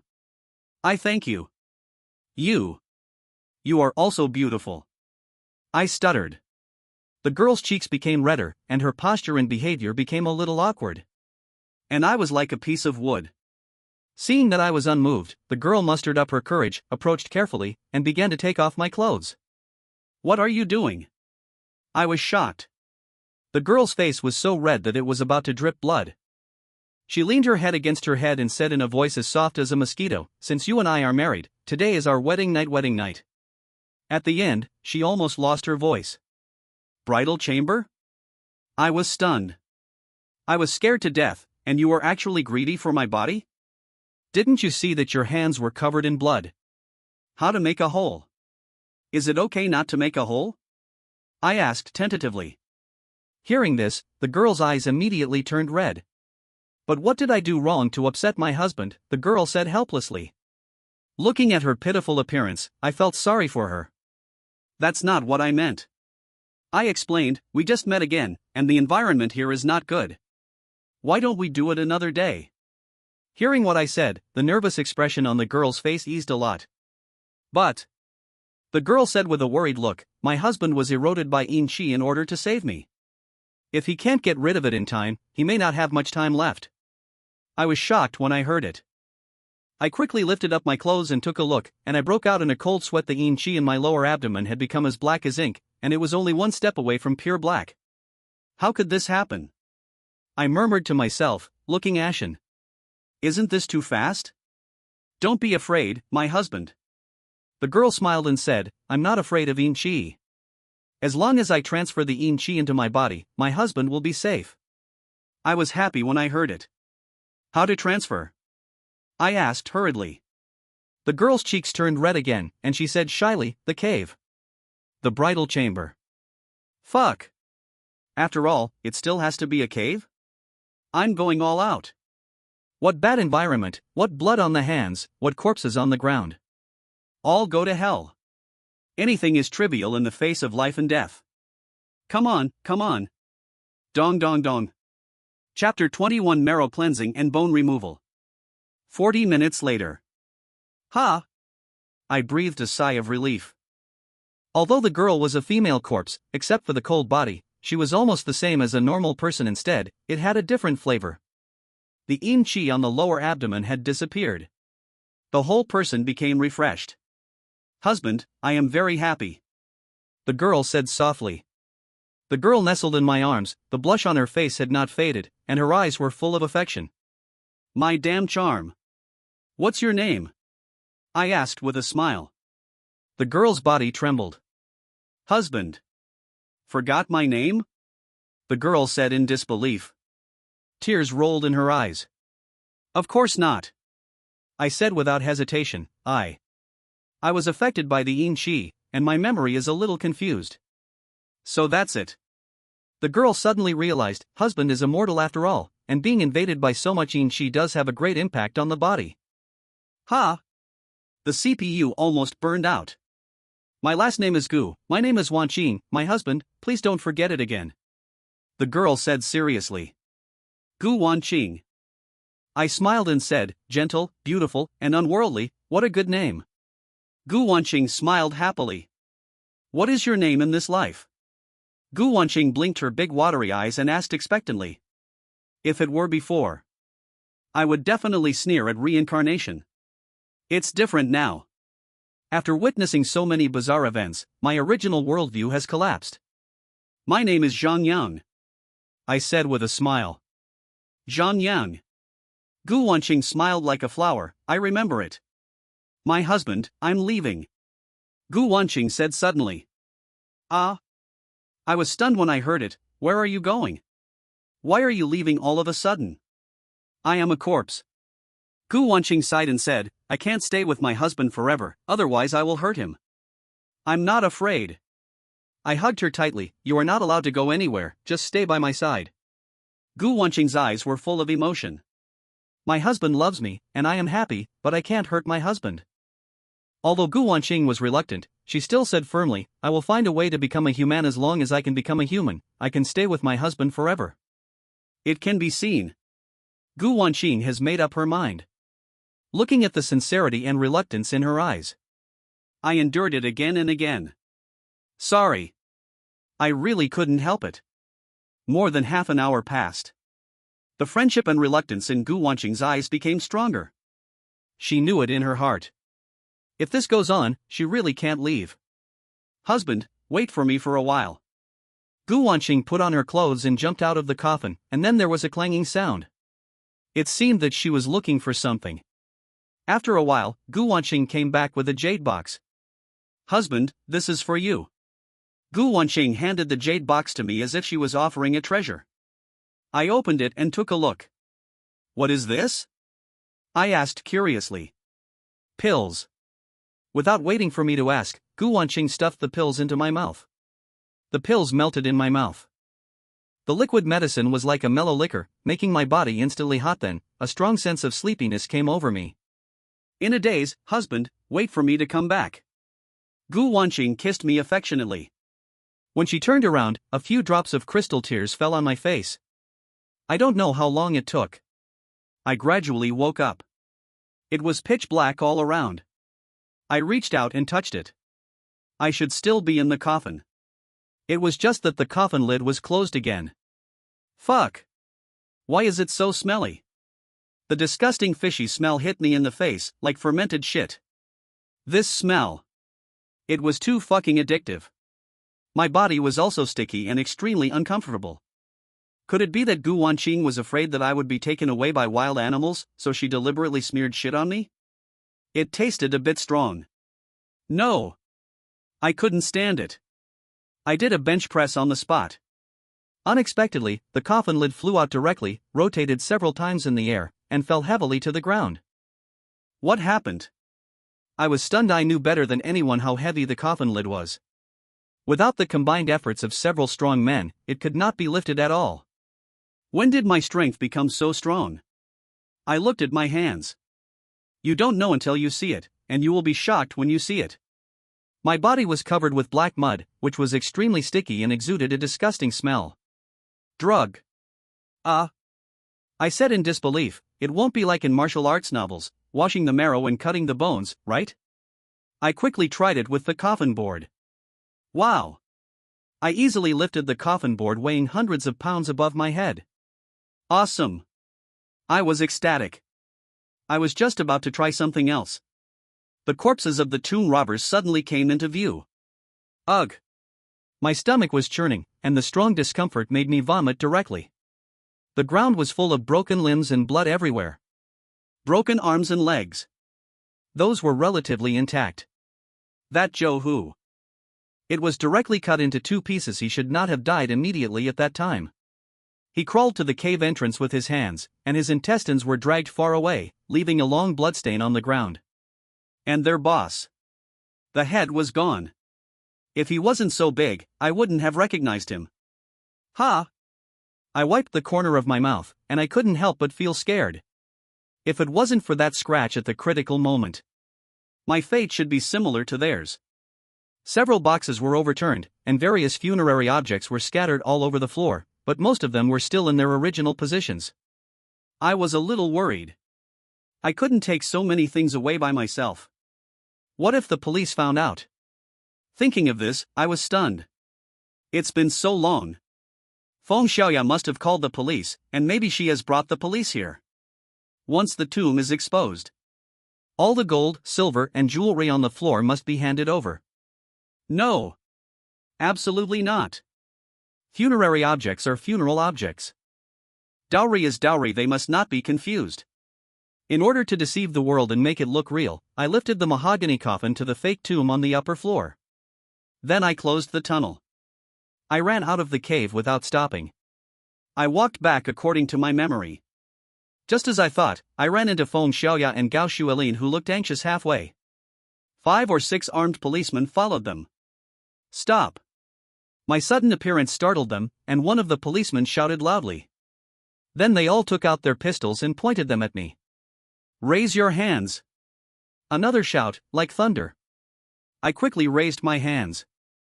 Facing armed policemen, it's no joke, you must obey their orders. What did you do to Zhang Yang? Feng Xiaoya asked in a trembling voice. Gao Shuelin also glared at me. I smiled bitterly. My body and face were covered with thick black mud, no wonder they couldn't recognize me. It's me, Zhang Yang. I wiped the black mud off my face. Although it was still black, the general outline was much clearer. Zhang Yang. Feng Xiaoya threw herself into my arms and burst into tears. Zhang Yang. I was so scared, I thought I would never see you again. I'm fine, aren't I? I patted her back to comfort her. Seeing that it was a misunderstanding, the police put away their guns. Hello, comrade. A policeman came forward. My name is Xiong Bin, police number 330620. Where are the tomb robbers? Chapter 22. Afraid that she would regret it, ran away. I said without hesitation. Ran away? Several policemen looked at each other. I heard from the reporter that they had shotguns in their hands. How did you escape? Xiong continued to ask. I had already thought of how to answer. I hid in the coffin. They were timid and didn't dare to open the coffin, so I escaped. I said calmly. Xiong asked again, then what is on you? The corpse mud in the coffin. I stretched out my arm and said, "Smell it, the smell is so strong." Everyone took 2 steps back, fearing that they would touch the corpse mud. The look in their eyes when they looked at me was a little shocked. It seemed to say, "This guy is a ruthless person." Of course, the police would not listen to my one-sided words. "You are not injured?" Xiongbin asked. I shook my head. Xiongbin smiled and said, "Then please take us to the scene." Okay. On the way, I deliberately walked behind Feng Xiaoya. "Sister Xiaoya, how is Uncle Feng?" I asked. "The doctor said that he lost too much blood, but it's not serious and he will recover soon. This time, thanks to you, otherwise my dad." As she spoke, Feng Xiaoya's eyes were red again. I took advantage of the police not paying attention and whispered, "Sister Xiaoya, didn't you tell the police that there is a tomb under the cave?" "No." Feng Xiaoya shook her head and said, "Uncle Gao wanted to come up and save you earlier, so he went directly to find Officer Xiong. They are old friends for many years. When Officer Xiong heard that there were tomb robbers on the mountain, and they were carrying guns, he went to the police without saying a word." I secretly breathed a sigh of relief. Thanks to this relationship. Otherwise, even if the police were dispatched at the first time, at least one person would be left to take a detailed record. Then Gu Wanqing's dowry would not be saved. I secretly gave the 2 of them some instructions. When they arrived at the scene, the police found traces of the tomb robbers staying at the entrance of the cave. The coffin in the cave, the black mud left inside, was exactly the same as on my body, proving that I had indeed been there. As for the passage leading to the underground tomb, the mechanism is so hidden that ordinary people can't find it at all. We went back to the bureau to take a record, and then we were let go. After coming out, Gao Shualin asked, "Xiaoyan, why don't you tell the truth to the police?" I smiled bitterly. "Uncle Gao, it's hard for me to explain to you."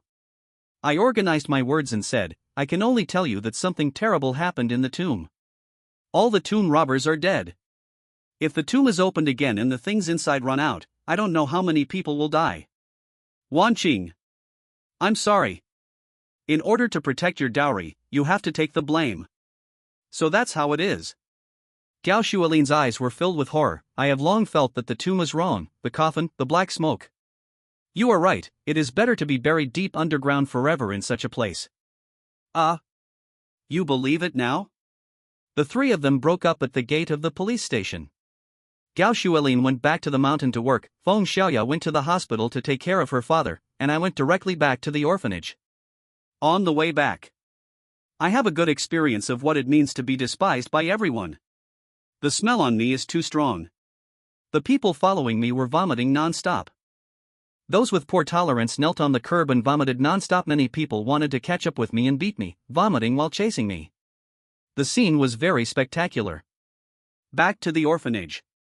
I went into the bathroom as soon as possible and washed for an hour before I washed off the black mud on my body. Looking at myself in the mirror, I was shocked. I used to be quite thin and didn't have much muscle. But now, not only did my body become much stronger, but my muscle lines were also very obvious, but not exaggerated. Everything was just right. From today on, I am also a man with abdominal muscles, ha. I laughed wildly and posed in front of the mirror in a showy manner. Late at night, I was sleeping in a daze. I just felt someone sitting by my bed, and the faint body fragrance went straight into my nose. "Wife, you're back." I was still half asleep and half awake, thinking that it was Gu Wanqing who came back, so I pulled the person beside the bed into my arms. He touched her all over.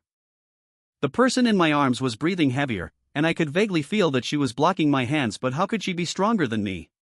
She was defeated after only a few rounds. Zhang. Zhan Yang. Ha? The voice seemed a little wrong. I looked down. Sister. Xiao. Xiaoya? I jumped up as if I had been electrocuted, and said in panic. Feng Xiaoya's eyes were as charming as silk, her cheeks were flushed, and most of her pajamas fell off, and her breathing was a little hurried. In this state, the lethality to the opposite sex has reached its peak. Zhan Yang, did you call me wife just now? Feng Xiaoya asked softly.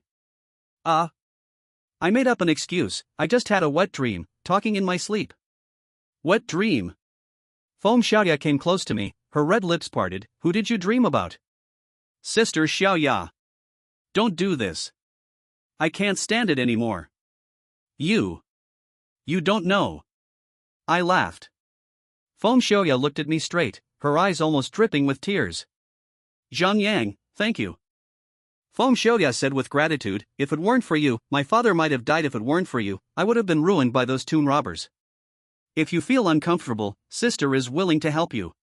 Uncomfortable? Why do I feel uncomfortable? A moment of distraction.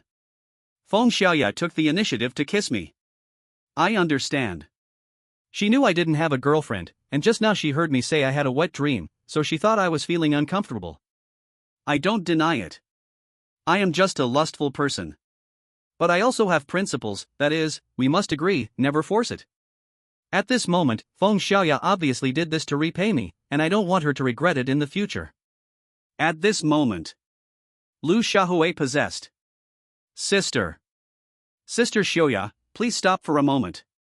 With strong willpower, I gently pushed Feng Xiaoya away. Do you dislike your sister for being old? Feng Xiaoya said with a look of loss. Of course not.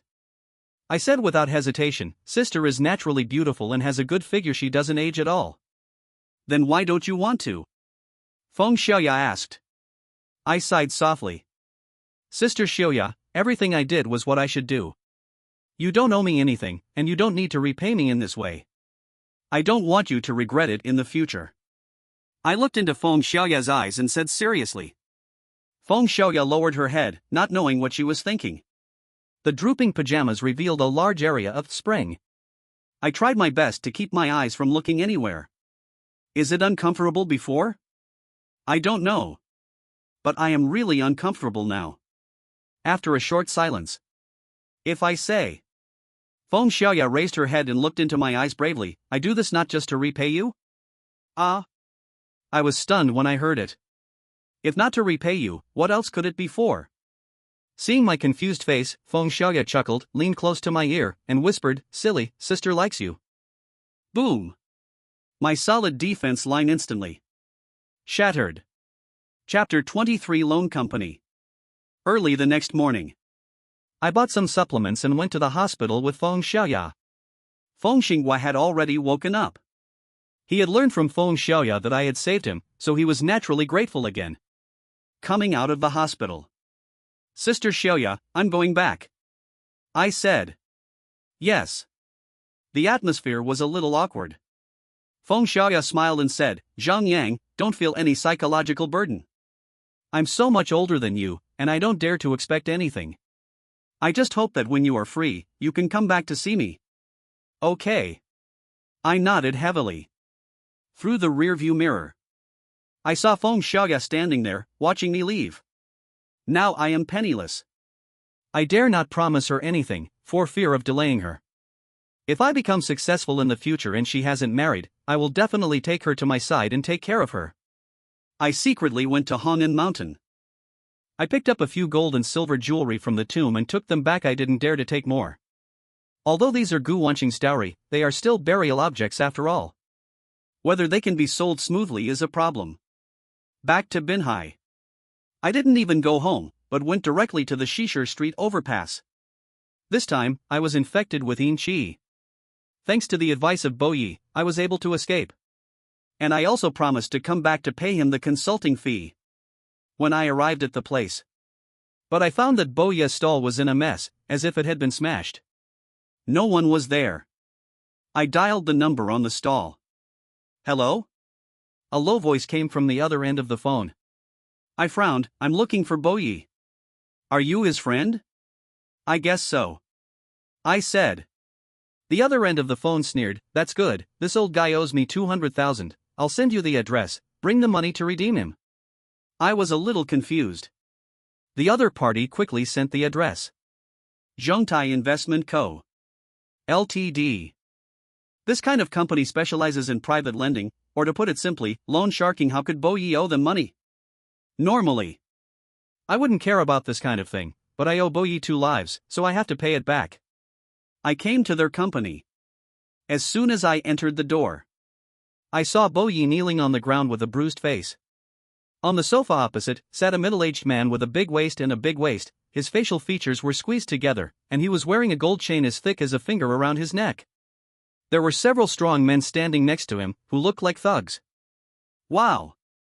The middle-aged man saw me and said with some surprise, "You dare to come?" I didn't expect this old guy to have such a loyal friend. Bo Yi looked back when he heard it. I suddenly burst into tears and snot, and choked, "Zhang Yang, save me." I ignored him and sat down on the sofa. The middle-aged man frowned. "Did you bring the money?" "No," I said. The middle-aged man's face darkened when he heard this. "Then what are you doing here?" "I'm here to collect evidence." I took out my phone with a smile and turned on the recording function. Illegal detention, restriction of life freedom, and violent beating of debtors. Tut tut. This society is really terrible. The middle-aged man narrowed his eyes. After a short silence, he laughed and said, "Little brother, have you watched too many movies? It is natural to pay back debts. We signed a contract, so we are right no matter what." He lit a cigarette. "Old man, did I restrict your life freedom?" the middle-aged man asked with a smile. Lame Grandpa's body trembled. "No. No." The middle-aged man asked again, "Did I beat you like this?" "No. No." Lame Grandpa's head was like a rattle. "I just accidentally fell down. It has nothing to do with you. Look." The middle-aged man spread his hands and said proudly, "We didn't break the law." Ha ha ha. The younger brothers around laughed, and the laughter was full of ridicule. I was drunk too. Did Lame Grandpa get stupid after being beaten, digging a hole to bury himself? The middle-aged man's face suddenly turned cold, and he said coldly, "Boy, come here to show off. Don't you see how much you weigh? Pay the money immediately, otherwise I will cut off this old man's fingers one by one." As soon as the voice fell, the younger brother next to him took out a dagger and pressed Lame Grandpa's hand to the ground.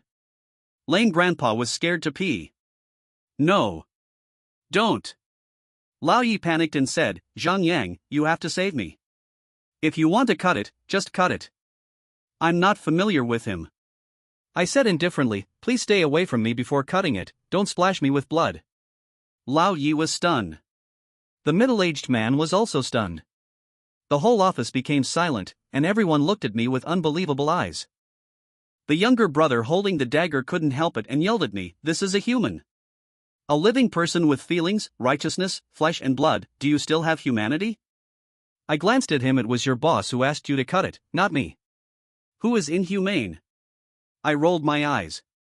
The younger brother was stunned and secretly glanced at the boss. The middle-aged man didn't expect it. In just a short while, he became a person without humanity. He understood. I was just here to make trouble. Damn it. The middle-aged man was completely furious. Fuck him. Several younger brothers rushed towards me immediately. I sneered. If I had faced so many thugs a few days ago, I would have had no chance of winning. But it's different now. I am a martial arts master who has undergone marrow cleansing and bone cutting. It only took a few rounds. All these younger brothers fell down, and some even vomited their overnight meals. Even I was shocked. These thugs are not just for show. Under normal circumstances, one person can beat 2 or 3 ordinary people without any problem, but such a fighting master couldn't even withstand my punch. And I haven't used all my strength yet. It's simply invincible. Looking at the younger brother lying on the ground, the middle-aged man was shocked, and the cigarette in his hand had burned to the cigarette holder without him noticing. I turned and looked at him. "You. What do you want to do?" The middle-aged man was startled, and hurriedly took out his mobile phone and pointed it at me, shouting, "You broke into our company by force and beat my employees. I will sue you." I laughed. What the hell is role reversal? I pointed to the A4 paper on the door. "Your door says welcome, so I was invited in, not forcibly breaking in." The middle-aged man was stunned. I picked up the dagger on the ground, stuck it in front of a younger brother, and asked with a smile, "Did I beat you?" "No. No." The younger brother swallowed his saliva and broke into a cold sweat. I also fell. "Look." I spread my hands and joked, "I didn't break the law either." The middle-aged man was dumbfounded. It seemed to say that he had never seen such a shameless person. "What do you want?" The middle-aged man put down his mobile phone and said helplessly, "I can't beat him. In terms of shamelessness, I am even more shameless than him. What else can I do? I smiled and helped Uncle Bo to the sofa. Uncle Bo, how much money did you borrow from them and how long did you borrow it for? I asked calmly. Uncle Bo said, 50,000. 50,000, and it was only borrowed for 1 month. I sneered. In 1 month, 50,000 became 200,000. You are really shady. I looked at the middle-aged man and said coldly. Chapter 24 Do a Deal. Shady? The middle-aged man glanced at Uncle Bo with disdain on his face. Mr. Zhang, right? The middle-aged man said in a deep voice. When we borrowed the money, we explained the interest to Lao Don Uncle Bo clearly. He agreed, so we lent him the money. If you don't believe it, you can ask him. This surprised me a little. I thought Uncle Bo was deceived by them, but I didn't expect that he jumped into the pit himself. Uncle Bo, is that so? I asked. Lame Grandpa looked ashamed and nodded helplessly. Mr. Zhang, you are good at fighting. I, Jiang Tao, admire you. The middle-aged man said in a deep voice, for your sake, I will suspend his interest from today and give him a few more days. But I must take back the money. If you make trouble again, it will really break the rules. I sneered in my heart. This is why I am being unreasonable and showing my strength. If it were an ordinary person, he would have been beaten down by him long ago. How could he make concessions? I took a look at lame Grandpa. His face was bruised and swollen, and he was still wearing the dirty Taoist robe. It is a foolish dream for him to pay back the money by himself. I sighed secretly. I will help him pay back the money. Jiang Tao's eyes lit up. Mr. Zhang means to help lame Grandpa take on the debt? Jiang Tao confirmed. In their lending business. If I says he is willing to help me pay back the money, it is not as simple as saying it. This means the debt owed by B is directly transferred to A. If the money cannot be repaid in the end, the lender will directly trouble A. I raised my eyebrows. Why, are you afraid that I can't pay it back? Of course not. Jiang Tao smiled and said, with Mr. Zhang's skills, it's more than just 200,000. I will ask someone to prepare a debt transfer agreement immediately. Do you think 3 days is enough? What a jerk. Only 3 days. Where the hell can I get 200,000? Ha? Dowry. Perhaps this is an opportunity to cash in the dowry. I waved my hand and said, put the agreement aside for now. I have other business to discuss with Mr. Jiang. I wonder if you are interested. Other business? Jiang Tao was stunned when he heard this. I don't know what business it is. I smiled slightly.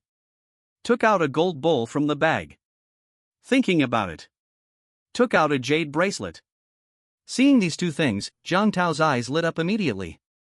After asking for my consent, he took a closer look. After a long time. What good stuff! Jiang Tao sighed. Although I don't know much, these two treasures are old items at first glance, and they are so well preserved, they are worth a lot. It's good that you know the goods, I said with a smile. Jiang Tao put the things down and asked, I don't know how to do this business, Mr. Zhang? I thought about it. Help me find a buyer. No matter how much it sells in the end, I will give you 10% commission for each piece, I said calmly. Jiang Tao's eyes flashed. It's obvious that he is estimating how much commission he can get. I'm not panicking at all.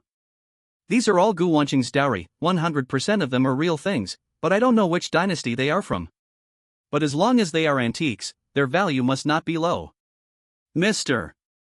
Zhang, do you think this will work? Jiang Tao said with a smile, I have a friend who specializes in antique business. Let's ask him to identify it first and estimate its value. After all, I don't know much. If it is sold at a low price, you will lose a lot. Okay. I nodded and said, then tomorrow, send me the address. As for the debt transfer agreement, Jiang Tao never mentioned it again. He knew it in his heart. If my things are worth a lot of money, then the 200,000 yuan can be paid back in minutes, and he can also earn a lot of commissions. Let's take a step back. If my things are not valuable, the contract of Lao Yi is still in his hands, and he will not lose money coming out of the company. Lao Yi said gratefully, Zhang Yang, thank you so much this time. Lao Yi, please don't say that. I smiled and said, if it weren't for you, I would have died twice. How could I stand here alive? Lao Yi looked at me for a while. You are now rosy-cheeked and refreshed, and you seem to be much stronger than before. It seems that the negative energy in your body has been cleared, and I can rest assured. Uncle Bo said with a smile. I thanked him and said, thanks to Uncle Bo's advice. Suddenly, a QR code was handed to me. Consultation fee, 500. Uncle Bo said indifferently. Uncle Bo. I gritted my teeth and reminded him, I just helped you shoulder a debt of 200,000. Ami. Cough cough, Wuliang Tianzuan. Uncle Bo shook his head and said, debt is debt, consultation fee is consultation fee, how can they be confused? Fuck. I have never seen such a shameless person. Okay. Is this how you play? I turned around and walked back. Bo Yi was startled and hurriedly grabbed me and asked, where are you going? What? I sneered and said, I'm going to tell Zhang Tao that I don't care about your debt anyway, there is no contract. Bo Yi's face changed drastically. Oh. Bo Yi said flatteringly, I'm just kidding you. How can you be so easy to be teased, young man? Don't want consulting fees? I sneered. Consulting fees? Bo Yi looked confused, what consulting fees? Did I mention consulting fees? I was stunned. He really played the trick of pretending to be stupid. I took advantage of the early time and ran a delivery for a while. When I returned to the rental house, it was almost 12 o'clock. I turned on the light. There was a person sitting on the sofa. Fuck. I was so scared that I took off on the spot, and the helmet in my hand flew out. I looked closely and it turned out to be Pan Yue. Big sister. I patted my chest and said unhappily, people scare people to death, don't you know? I'm not a human. Pan Yue said lightly. I was stunned. I was speechless. What are you doing at my house? I said unhappily. Pan Yue said, I came to see if you are dead or not. What are you talking about? I took a deep breath and said, do you really want me to die? Pan Yue smiled slightly, walked in front of me, and looked at me non-stop. What are you doing? I covered my chest with both hands, with a panic on my face. I'm not the kind of person you think, the last time was purely an accident. You. Pan Yue didn't expect me to bring up this matter suddenly. I blushed immediately. Don't mention that. What is it? I asked in confusion. It's. Pan Yue suddenly reacted and said in shame and anger, you. Bastard. She raised her hand and slapped me. I quickly dodged. It was just a joke, why are you taking it so seriously? Seeing that she was really angry, I quickly changed the subject and said, what on earth do you want to see me about? Pan Yue calmed down for a while. You promised me that as long as you can come back alive, you will do something for me, remember? Pan Yue said, I remember. I nodded, what do you want me to do? Just remember it. Pan Yue snorted and turned away, come to the cemetery to find me in 5 days. As soon as she finished speaking, she disappeared out of thin air. Chapter 25 Antique Appraisal. The next day. After breakfast, I went straight to the address Zhang Tao gave me. Gu Bao Zhai. This is an antique shop. Zhang Tao was waiting at the door of the shop. When he saw me coming, he immediately came to greet me with a smile. Sorry, it was a bit congested, I'm late. I said with a smile. Zhang Tao was stunned. Took a look at my motorcycle. This thing is also congested? Ha, it doesn't matter, we just arrived. Zhang Tao said against his will. The store was very deserted. A young couple was strolling inside, obviously not the main buyers. There was another person. He had his back to me, holding a white porcelain bottle in his hand, and looked at it carefully. This is normal. After all, this is an antique shop. If it was crowded, it would be abnormal. Mr. Shen, let me introduce you. Zhang Tao led me to a man and said with a smile, this is the boss of Gubiozai, Wu Jingshan, and this is Zhang Yang. The man looked to be in his 40s, with pockmarks all over his face, and he was particularly ugly. Especially the triangular eyes. They were full of brilliance, which made people feel uncomfortable. Hello, Mr. Zhang. Wu Jingshan smiled and stretched out his hand to me. Hello. The three of them sat down. While making tea, Wu Jingshan said to me, I heard from Xiao Jiang that Mr. Zheng has two old items in his hands. He wants me to help estimate the price? Yes. I smiled and nodded. He poured a cup of tea for each of us. Mr. Zheng, it's like this. Wu Jingshan smiled and said, according to the rules of the industry, the appraisal fee for antiques is 1,000 yuan. You are introduced by Xiao Jiang, so I will give you a 20% discount. What do you think? I nodded and agreed. I don't know much about this industry, so I can only say how much he says. Okay. Wu Jingshan put on white gloves and said with a smile, then I'll take a good look at the item in Mr. Zhang's hand. What year is the treasure? There was a hint of expectation in his eyes. When he saw me pull out a red plastic bag from my bag, the expression on his face suddenly collapsed. The expectation in his eyes also turned into disdain. I put the gold bowl and the jade bracelet on the tray. Wu Jingshan picked up the gold bowl with a lack of interest and pretended to look at it. Ha! A hint of surprise flashed in Wu Jingshan's eyes. He suddenly put down the gold bowl. He got up and took a magnifying glass and continued to look. I can see it. He was trying his best to control the expression on his face after a long time. Wu Jingshan put down the gold bowl, shook his head and sighed. Then he picked up the jade bracelet again.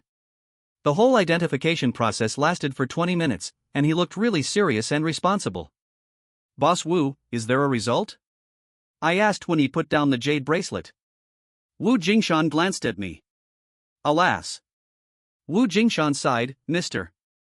Zhang, these two items are new. I frowned. That is to say, these two items are not antiques, but modern items. Seeing my displeasure, Wu Jingshan said seriously, Mr. Zhang, you don't have to be sad. Although these two items are new, they are also real gold and jade, and their own value is not low. How much is it worth? I asked. Wu Jingshan brought an electronic scale and put the gold bowl on it. 112 grams. Wu Jingshan took out a calculator and pressed it. The current gold price is 453, which is a little more than 50,000. Then he picked up the jade bracelet and looked at it. This jade bracelet is not bad. As gold has a price but jade is priceless, I estimate it can be higher than the gold bowl, about 8 to 100,000. Wu Jingshan said. A gold bowl and a jade bracelet. A total of 130,000. I laughed. This guy didn't treat me as an amateur. He treated me as an idiot. How could I not know whether they were antiques or not? I thought he would at most lower the price, but he said they were new. Seeing my smile, Wu Jingshan thought I was satisfied with the price, and a hint of joy flashed in his eyes. Mr. Zhang, how about this? Wu Jingshan thought for a while and said, since you are going to sell them anyway, why not sell them to me? I will give you 180,000 for the two items, and I will waive the appraisal fee for you. What do you think? 180,000? I smiled and said, Boss Wu was really generous. Ha ha. Wu Jingshan smiled and said, you are Xiao Zhang's friend, how can I let you suffer a loss? I sneered in my heart. If I really sold it to you, I would be a pure victim. You want to get a bargain from me? No way. I'll go back and think about it, I said with a smile. Without waiting for him to speak, I stuffed the gold bowl and jade bracelet into the plastic bag. Wu Jingshan was frightened. He almost had "Be careful" written on his face. Mr. Zhang, if you think the price is not right, we can negotiate it. How about 200,000? Wu Jingshan raised two fingers and said sincerely. I shook my head. I paid him 800 for the appraisal fee and turned away 300. Wu Jingshan shouted, 300,000. It can't be higher. I walked out of the store without looking back. Sir, can you let me see what you have in your hand? I looked back. There stood an old man in front of me, who looked to be in his 60s, wearing a pair of gold-rimmed glasses, and his suit was obviously high-end. I remembered him. He was the customer who was looking at the porcelain vase in the store just now. Before I could speak, Wu Jingshan and Jiang Tao also chased out. Seeing the old man, Wu Jingshan's face suddenly changed, and he smiled and said, Mr. Sheen, I haven't finished talking with Mr. Jean yet. Really? Mr. Sheen smiled at me and said, Sir, haven't you finished talking yet? We have finished talking. I nodded. Mr. Sheen looked at Wu Jingshan and smiled without saying anything. Wu Jingshan's expression was very tangled. This Mr. Sheen should be his old customer, and his status is not ordinary. Wu Jingshan obviously didn't dare to offend him. After a long time, he finally made a decision. Mr. Sheen, I haven't given the final price yet, and you intervened. This is really against the rules. He still couldn't bear to give up this big bargain in my hand. Mr. Sheen narrowed his eyes slightly, and a trace of imperceptible anger flashed away. Okay. Mr. Sheen took a step back and said with a smile, then you bid. He made his attitude clear. That is, he would not speak again before we finished talking. Wu Jingshan's eyes were gleaming. He was thinking about what price would be so that I couldn't refuse it, but at the same time he wouldn't spend too much money. 100. He deliberately dragged out the tone and observed my expression. Seeing that I was unmoved, Wu Jingshan gritted his teeth and said in a deep voice, 1,500,000, I'll take the two things from you. This price shocked me. For me, 1,500,000 is already an astronomical figure. I was indeed a little tempted. I glanced at Mr. Sheen, who had a faint smile on his face and couldn't tell anything. I pondered for a moment and said in a deep voice, not for sale. Chapter 26 Wealthy and Powerful. My reason for refusing is simple. Even a profiteer like Wu Jingshan can offer 15 million. That means the real value of the gold bowl and jade bracelet in my hand is far more than this number. Is it over now? Asked Mr. Sheen with a smile. Wu Jingshan panicked. His face was full of regret. Mr. Shang, can I? Wu Jingshan said to me. Boss Wu. Mr. Sheen said in a deep voice, don't break the rules. Wu Jingshan was shocked. He opened his mouth, but couldn't say anything. Mr. Zhang, right? Let's find a tea house to sit down. Mr. Sheen said to me with a smile. I nodded. Wu Jingshan could only watch us leave, his face full of reluctance and regret. In one day, not only did he miss a million-level leak, he also lost an old customer. It can be said that he lost a lot. Hongru Tea House. It is less than 2 kilometers away from Gubiozai. Grandpa Qin opened a private room. The tea artist is a young and beautiful girl, wearing a blue and white porcelain cheongsam, showing her figure to the fullest. Mr. Zhang, look. Grandpa Qin asked tentatively. I smiled slightly. This old man. He is eager to see things before he even has a cup of tea. I opened my backpack. He stared at the plastic bag I took out, rubbing his hands constantly, his eyes full of impatience. This old man is really an antique fan. When I put the gold bowl and jade bracelet in front of him, the old man took a breath of cold air. But he didn't pick it up and look at it immediately. He first wiped his hands carefully with a wet tissue, then took out the gloves and put them on. After doing all this, he carefully picked up the gold bowl, as if he was afraid that it would break if he used too much force. I found it a little funny. For someone like me who has no feelings for antiques, I can't understand his feelings at all. Without comparison, there is no harm. Mr. Qin is much more professional than Wu Jingshan. Wu Jingshan just observed with his naked eyes. Mr. Qin measured the size, weighed the weight, and used a strong flashlight to carefully observe every detail on the golden bowl. He spent half an hour just looking at the golden bowl. Beautiful. Mr. Qin looked at the golden bowl in his hand and exclaimed, it's so beautiful. Did Mr. Qin get any results? I asked with a smile. Mr. Qin couldn't put down the golden bowl and couldn't bear to put it down. Mr. Zhang, I can basically conclude that this is a gold artifact from the Tang dynasty, and it was made by a government-run gold and silver workshop. It is not something that ordinary people can use. Old Qin looked at the golden bowl with an unconcealable love in his eyes. After more than 1,400 years, it can still be preserved so complete and exquisite. It's simply a miracle. Ahem. I almost choked to death on the tea when I heard what old Qin said. Things from the Tang dynasty? That is to say, Gu Wanqing has been sleeping in that coffin for more than 1,400 years? 1,000-year-old female corpse. Then take a look at this bracelet, I said with a smile. Old Qin reluctantly put down the golden bowl and picked up the jade bracelet to look at it. More than half an hour passed again. Old Qin was exhausted and drank 3 cups of tea in a row before he recovered. This jade bracelet is also a jade artifact from the Tang dynasty. Like the golden bowl, it is also from the government. Old Qin looked at the jade bracelet in his hand and marveled. However, he still liked the gold bowl more. After a long time, Old Qin finally put the things down. I drank tea quietly. Mr. Zhang. After a moment of silence, Old Qin said, I like these 2 antiques very much. I wonder how much Mr. Zhang would like to offer? To be honest, I don't understand these things at all. I smiled and said, if Mr. Qin likes it, just make an offer.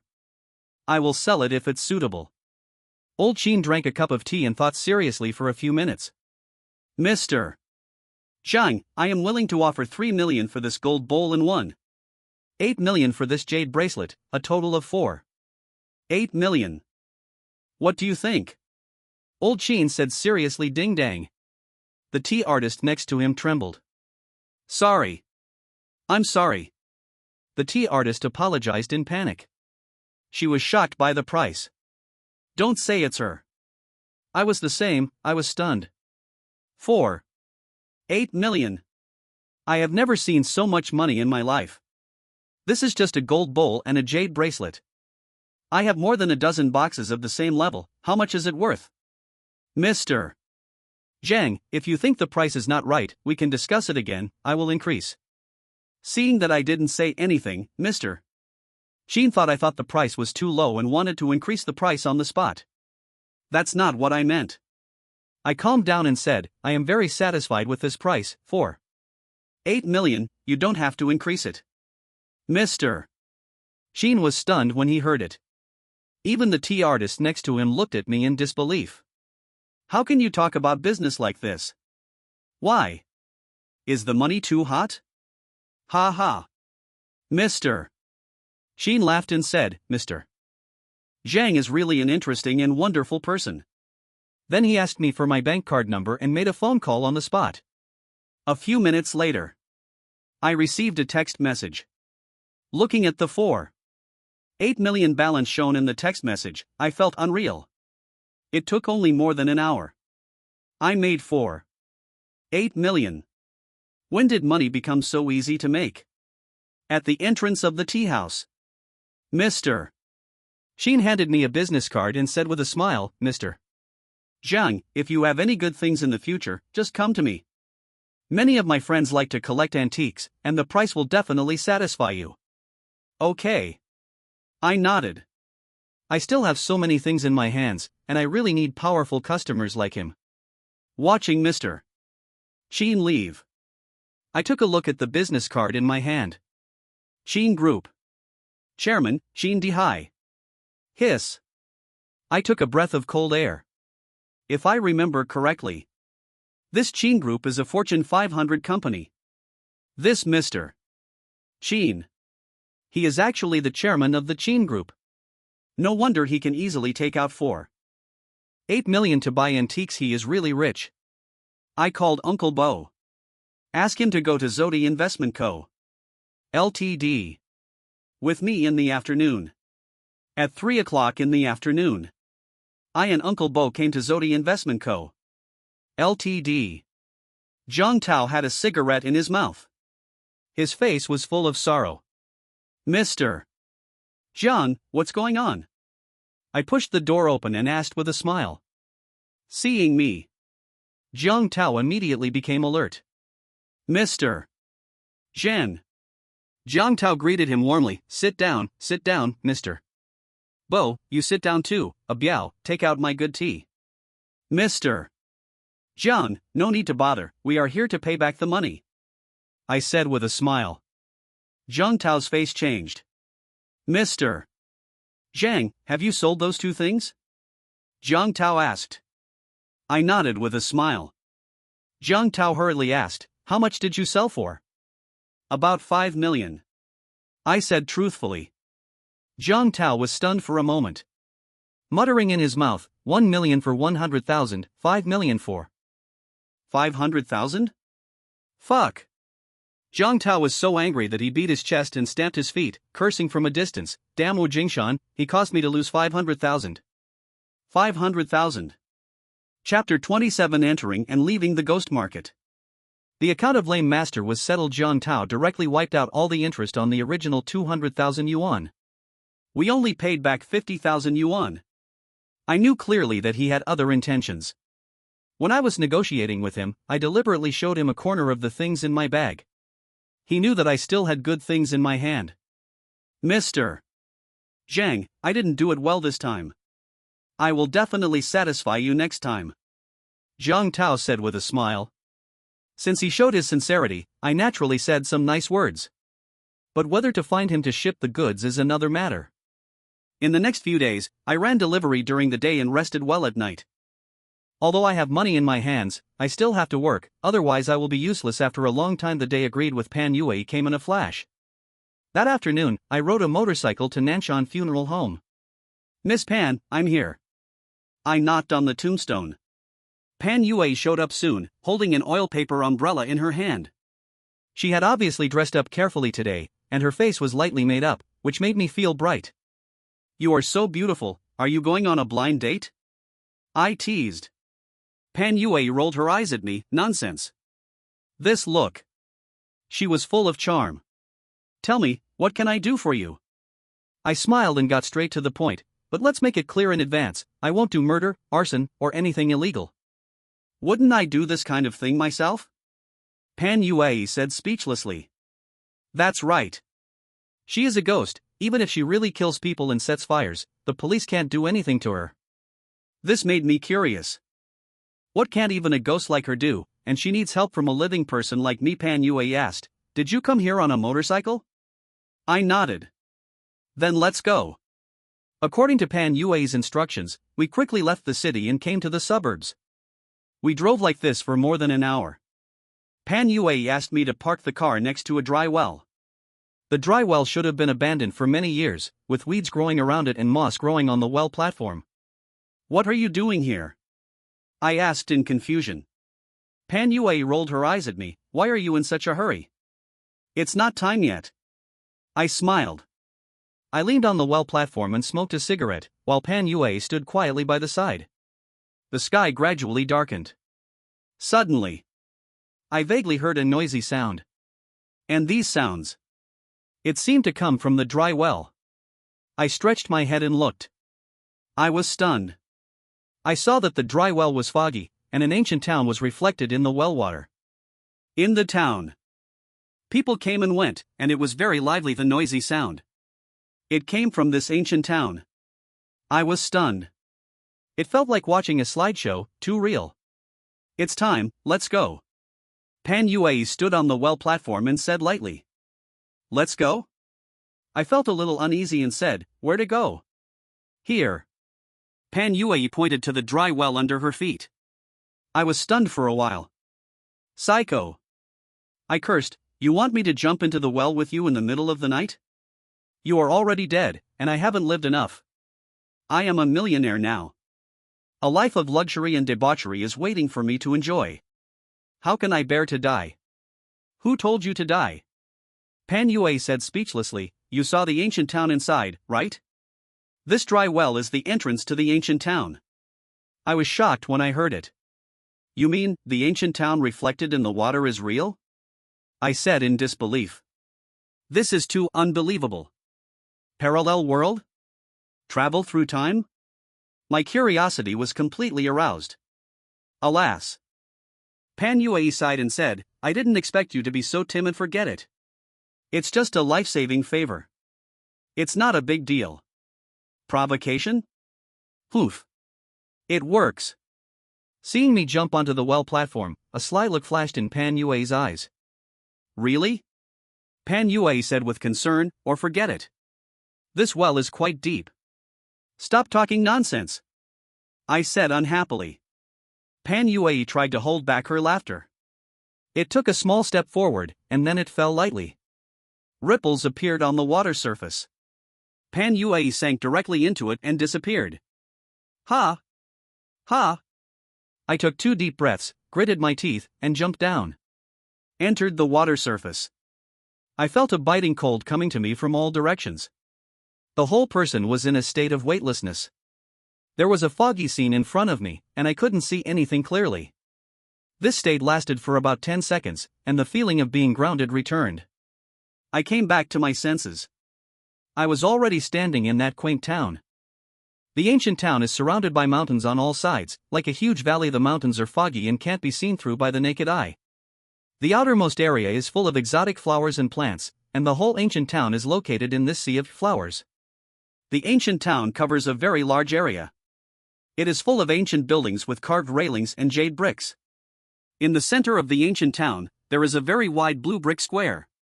There are many people in it, like small vendors, setting up small stalls around the square. Many people walk and stop in front of the stalls, and it is very lively. The scene in front of me. It shocked me. Are you scared? Pan Yue suddenly appeared beside me and asked with a smile. I took a deep breath. What exactly is this place? Ghost market. Ghost market? I asked in confusion. What is a ghost market? In simple terms, Pan Yue explained, ghost market is similar to the market for living people.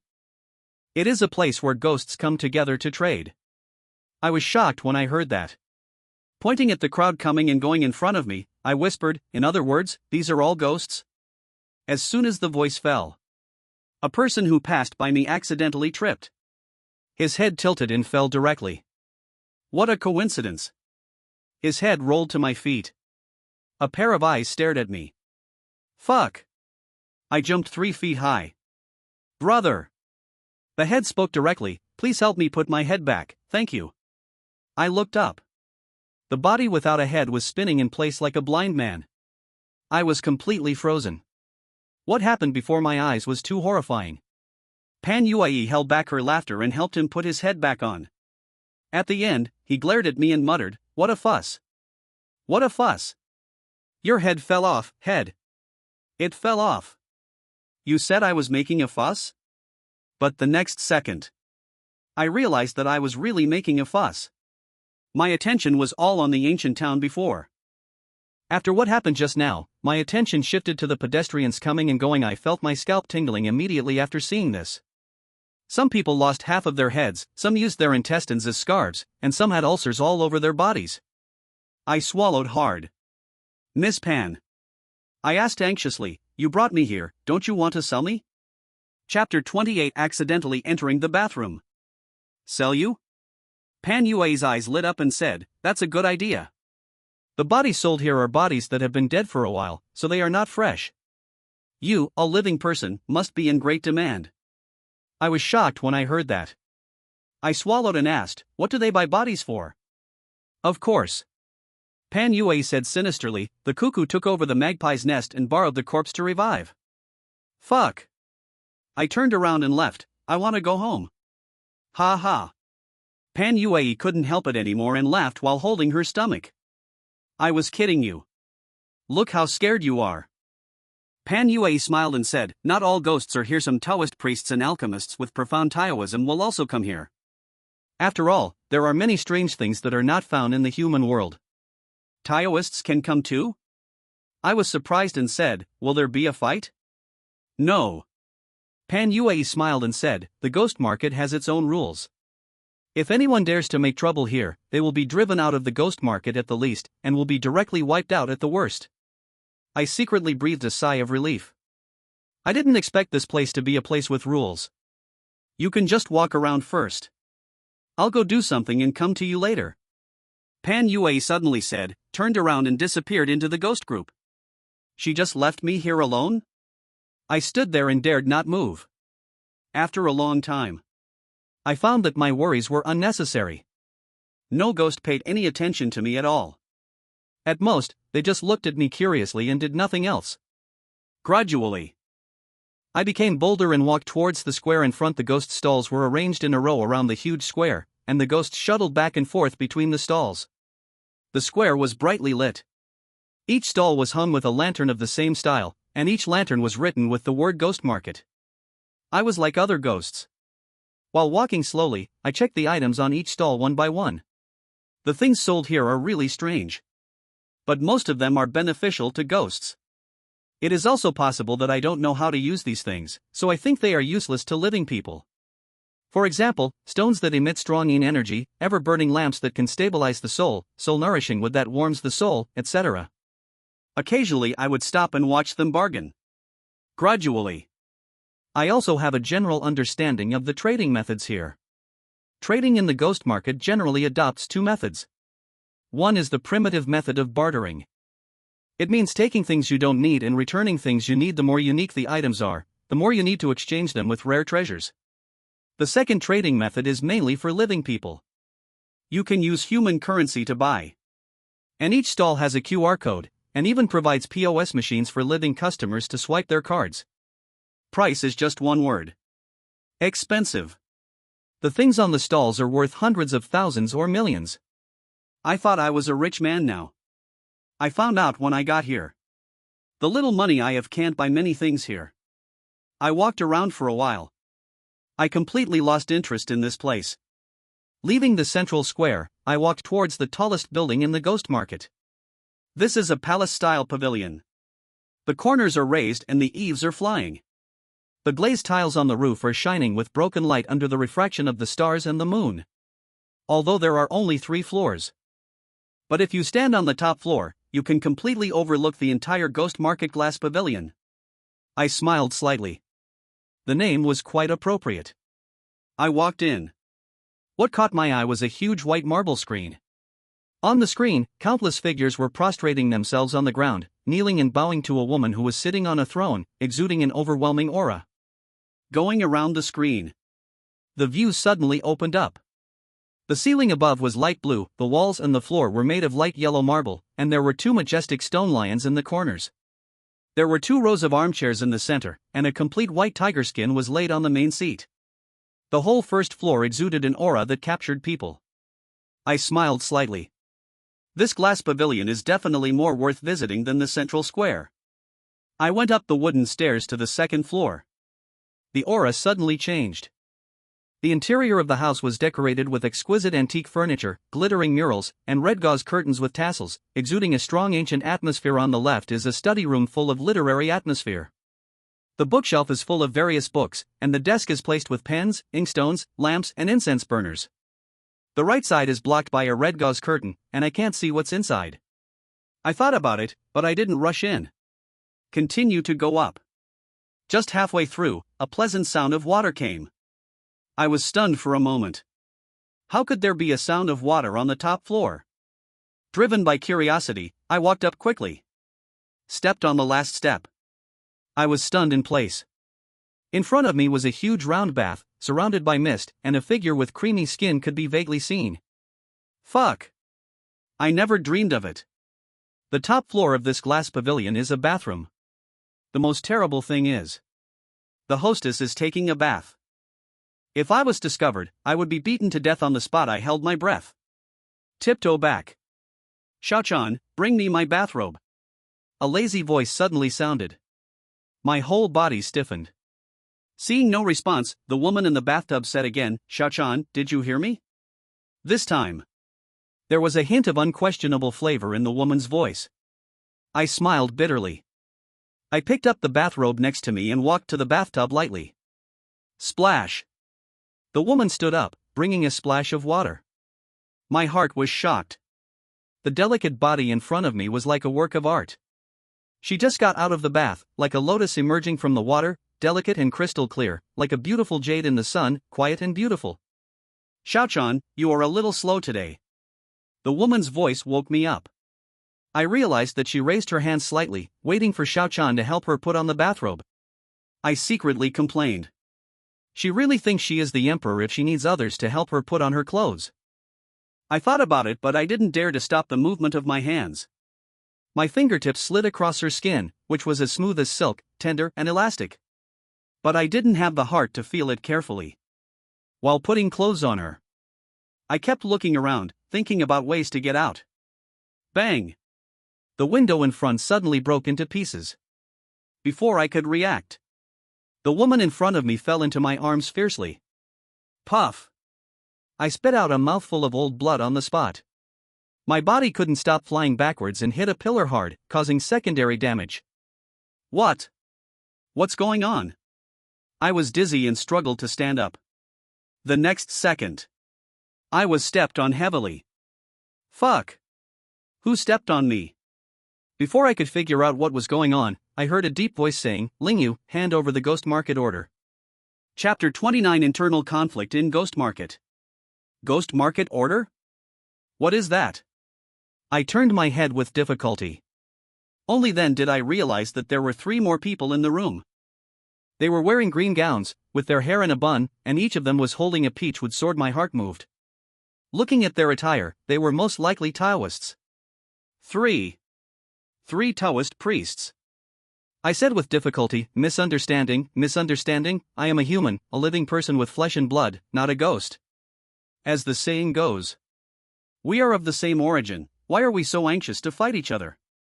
And Taoism has always been a famous and upright sect, and it should not embarrass an ordinary person like me. Shut up! The person who stepped on me said viciously, if you say another word of nonsense, I will send you to the West with a sword.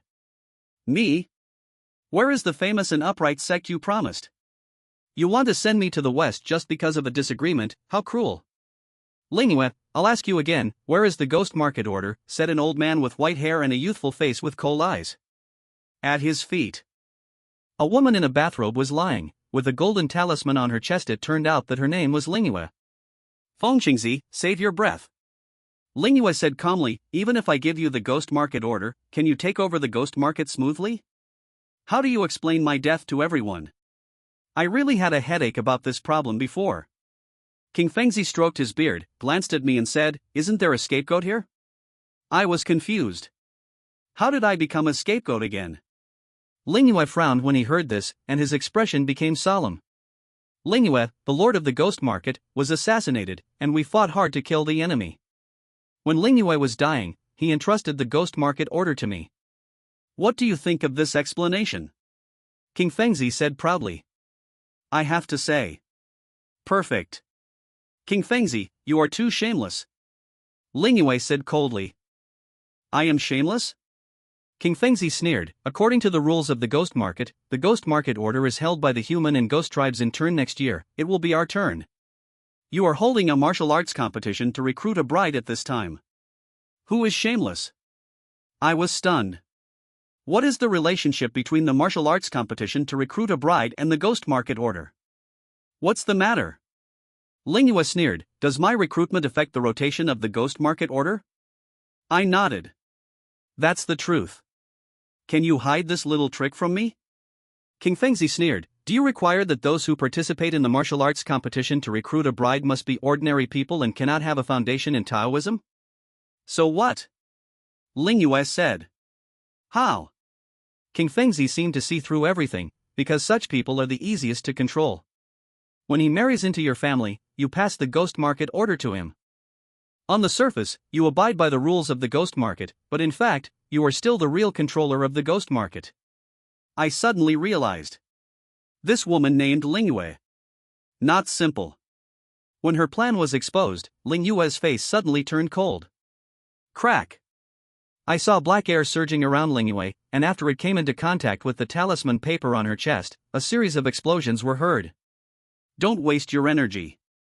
King Fengzi said proudly, this is the ghost-suppressing talisman that I paid a lot of money for. Even if you are the Ghost King, you can't get rid of it. You'd better hand over the Ghost Market order obediently. Hearing the 3 words ghost-suppressing talisman, Lingyu's expression suddenly changed, and there was a trace of panic in her eyes. Give it or not? King Fengzi shouted in a deep voice. Lingyu clenched her teeth. No word. King Fengzi's eyes flashed, and he suddenly looked at me. A cruel smile suddenly appeared on his face. Lingyu, you take this boy with you when you take a bath. He must be your new favorite. If I kill him, will you feel bad? King Fengzi said with a grin. Lingyu was stunned when he heard this. For a moment, Ling Yue and I looked at each other. I looked at her, she looked at me, and time seemed to stand still. No. Ling Yue asked in confusion, "Who are you?" Hearing this, I was overjoyed. Master Qingfeng. I said loudly, "You heard it too. I don't know Miss Ling at all. It's useless for you to kill me." King Fengzi didn't even look at me. Ling Yu. Qing Fengzi's eyes were full of wisdom. "It seems that you really like him. In order to save his life, you even acted so hard. It's a pity that your poor acting skills can't fool me at all." I didn't act. I really don't know him. I didn't act. I really don't know her. Ling Yu and I said in unison, and then stared at each other fiercely. Don't imitate my words. Don't imitate my words. Me. Ling Yu. Ha ha. Qing Fengzi laughed up to the sky and said, "You have such a tacit understanding, and you still say it's not true love?" Then he winked at Meth Guy, who stepped on me, lifted me up directly, and then put the wooden sword on my neck. Ling Yu, I'll ask you one last time, do you want to hand it over or not? Qing Fengzi said coldly. Ling Yu closed her eyes directly. I don't know him, you can kill him at will. Ling Yu said expressionlessly. Still being stubborn? Qing Fengzi sneered, I wonder how long you can keep being stubborn. Junior brother Zhou, chop off one of his arms. Junior brother Zhou grabbed my left arm and raised his sword to chop. My heart was chilled. Although my body had been cleansed and my strength was greatly enhanced, that was only relative to ordinary people. These three Taoists in front of me. They are not even afraid of Ghost King Lingyu, so I am afraid they can easily deal with me. Unless they can turn the tide in one fell swoop. Otherwise, I will definitely die. Wait. I shouted loudly, I know where the ghost market order is. The peachwood sword stopped. It was only a few centimeters away from my arm. I was so scared that I broke out in a cold sweat. Do you really know? Qing Fengzi raised his eyebrows and said. Of course I know. I nodded fiercely, you said it all, we are true love, and there are no secrets in front of true love. Hearing what I said, Qing Fengzi's eyes flashed with joy. Ling Yu was confused. I quickly blinked at her, and Ling Yu understood what I meant instantly. Shut up. Ling Yu shouted coldly, if you dare to hand over the ghost market order to them, I will kill you. Her reaction said everything. Don't be afraid of her. Qing Fengzi said kindly, as long as you hand over the ghost market order to me, I will guarantee that you will be safe.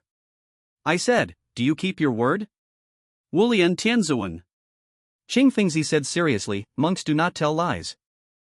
I don't believe you. You are a bad old man. Okay, I believe the Taoist priest. I said with joy, she told me that the ghost market order is hidden under one of the floors on the third floor of the glazed pavilion. Qing Fengzi was overjoyed when he heard this. Find it. An order was given. The other two immediately lay on the ground and started knocking on the floor. Qing Fengzi still kept a watchful eye and stood there staring at us. This old fox. Master Qingfeng, I will help you find it, so that you don't have to worry about it. I said tentatively. King Fengzi pondered for a moment and nodded. I quickly lay on the ground. While pretending to search on the ground, I quietly approached Lingyue and secretly observed King Fengzi. My nervous palms were full of sweat. There is only one chance. It depends on whether I can seize the opportunity. Crack. The junior brother Zhou broke a piece of the floor. Did you find it? King Fengzi instinctively looked at junior brother Zhou. Now. My pupils shrank, all my strength burst out instantly, and the whole person pounced on Lingyue like a cheetah. Chapter 30 The Ruthless Queen. Qing Fengzi also reacted quickly. The moment he heard the noise, he looked towards me. You are looking for death. Qing Fengzi shouted, tapped the ground with one foot, and started to sprint. The peachwood sword stabbed at me at an extremely fast speed. I was shocked. The speed of this person was really shocking. I was only a few steps away from Lingyu, and Qing Fengzi was 5 meters away from me. In this situation, he was able to attack later and arrive first. Just when I was about to touch the talisman paper, the wooden sword in his hand also hit my back. At this moment, I faced a choice. Either dodge to save my life, or put all my bets on Lingyu, tear off the talisman paper at the risk of my life, and let her save me. In an instant, I made a decision. I grabbed the talisman paper and pulled it off fiercely. At the same time, I felt a sharp pain in my back. It's over. I bet on the wrong thing. Ling Yu didn't have the strength to save me. Because of the huge inertia, I fell directly into Ling Yu's arms, and the position was just right. I buried my whole head in it. The soft touch, accompanied by the pleasant fragrance, made my heart sway, and I completely forgot the danger at the moment. I just wanted to sleep forever in this softness. Are you comfortable? Ling Yu asked. I arched my back and replied, comfortable. After saying that, I woke up suddenly. Cold sweat came down instantly. Why don't you lie down for a while? Ling Yu asked again. At this moment, I clearly felt the murderous intent from her tone. Ouch. I slowly raised my head and pretended to say, I used too much force just now, and my head is a little dizzy. What I said just now was nonsense. Ling Yu's cold face caught my eyes. I shrank my neck and swallowed the rest of the words. Looked back. I saw Ling Yu grab the peachwood sword that was stabbing at my back with one hand, and black smoke kept coming out of her hand. He secretly breathed a sigh of relief. The bet was right. Ling Yu's strength was indeed above this group of stinky Taoist priests. Get out of the way. Ling Yu said coldly. Okay. I didn't hesitate at all and ran to the side. Facing Ling Yu's cold eyes, Qing Fengzi no longer had the calmness before. Crack. With a crisp sound, the peachwood sword was directly broken into two pieces by Ling Yu. Qing Fengzi was shocked and turned around and rushed towards the window, even ignoring his two junior brothers. But he just ran 2 steps. Ling Yu appeared in front of him like a ghost, and then slapped him in the face. Pa! Qing Fengzi turned 3 circles on the spot. Several teeth ran away from home, and his cheeks swelled up instantly. Ling Yu slapped him again with his backhand. King Fengzi instantly turned into a pig head, with only a few teeth left in his mouth. Ling Yue, don't hurt my brother. Seeing King Fengzi being beaten, the 2 junior brothers could no longer bear it and rushed towards Ling Yue with peachwood swords. Humph. Ling Yue flicked his finger. 2 balls of black air turned into sharp needles, flashed and pierced into the eyebrows of the 2 men. The next second, the 2 men fell to the ground with a bang. Plop! The death of the 2 junior brothers completely broke King Fengzi's psychological defense. He actually knelt down on the ground. Master Ling Yue, I was blinded by lard and wanted to seize the position of the master. Considering that we have worked together for many years, please forgive me this time. King Fengzi pleaded with a flattering face. I sneered in my heart. To achieve the goal, do whatever it takes. In the face of life and death, be humble. Is this the disciple of the self-proclaimed famous and upright Taoist sect? Really no backbone at all. He too, eh? You. Ling Yu looked at me, come here. I'm coming. I ran over happily, what do you want, pavilion master? Until this time I really saw her appearance clearly. Also with a stunning face, but with 2 completely different styles from Gu Wanqing, Ling Yu is a typical cold queen style. She exudes a sense of oppression from being in a high position for a long time. Kill him. Ling Yu pointed at Qing Fengzi and said expressionlessly. Ah. I was shocked when I heard it, and waved my hands repeatedly, saying, you should do it, I don't have this hobby. Ling Yu frowned slightly. It's hard to achieve great things if you are kind-hearted. Ling Yu said coldly. As soon as the voice fell, she slapped Qing Fengzi on the head. Qing Fengzi's whole body shook. Blood gushed out of his 7 orifices like an explosion, and he died on the spot. I couldn't help swallowing my saliva. This woman is really cruel. Are you here to participate in the martial arts competition to win a bride? Ling Yu suddenly asked. I shouldn't. I thought about it and said, I was brought here by a friend, and she didn't tell me about the martial arts competition to win a bride. Then why did you come to Liuli Pavilion? Ling Yu asked again. I was shocked. She wouldn't suspect that I came here for the ghost market order, right? If I say. I asked tentatively, I was wandering around and came here. Do you believe it? Wandering? Ling Yu raised her eyebrows, wandering around to my bathhouse, and pretending to be a maid to dress me? This. Just when I didn't know how to answer, there was a sudden sound of footsteps at the stairs. Ling Yu's face changed slightly. Before I could react, Ling Yu actually picked me up and jumped into the bathhouse. What are you doing? Before I finished speaking, Lingyu pushed my head into the water and clamped my neck with her legs. Master, I'll give you. Ah. Why are there 3 human corpses here? Master, are you okay? The voices should be from 2 maids. I'm fine. Lingyu said calmly, let the ghost guards come and clean up the bodies. Yes, I'll go right away. The footsteps gradually faded away. Xiao Chan, you go too. Lingyu said. I'll stay here to protect you. Xiao Chan's tone was very firm. I couldn't hold it in any longer and began to struggle. Lingyu clamped my neck tightly, but was afraid that she would clamp me to death too hard, so she left me some room to move. I moved around. I didn't know where I touched, but I could vaguely feel her legs trembling slightly. Master, what's wrong with you? Xiao Chan asked in confusion. Nothing. Nothing. Lingyu tried to control her voice. Xiao Chan, I have consumed a lot of yin qi, go get me some yin feng fruit. Yes, I will go right away. When the footsteps faded away, the legs that were holding me loosened, and I quickly floated to the surface. Who? I breathed in the fresh air in big gulps. What are you moving around for? Lingyu glared at me. Her cheeks were slightly red, and I didn't know if it was because of my anger or the hot water in the bathtub. Who told you to push me into the water? I was speechless and said, I'm almost suffocating, how can I not move? I'm saving you. Lingyu said unhappily, during the period when the ghost clan manages the ghost market, if a human enters the glazed pavilion, he will be killed without mercy, and vice versa. This is the rule of the ghost market.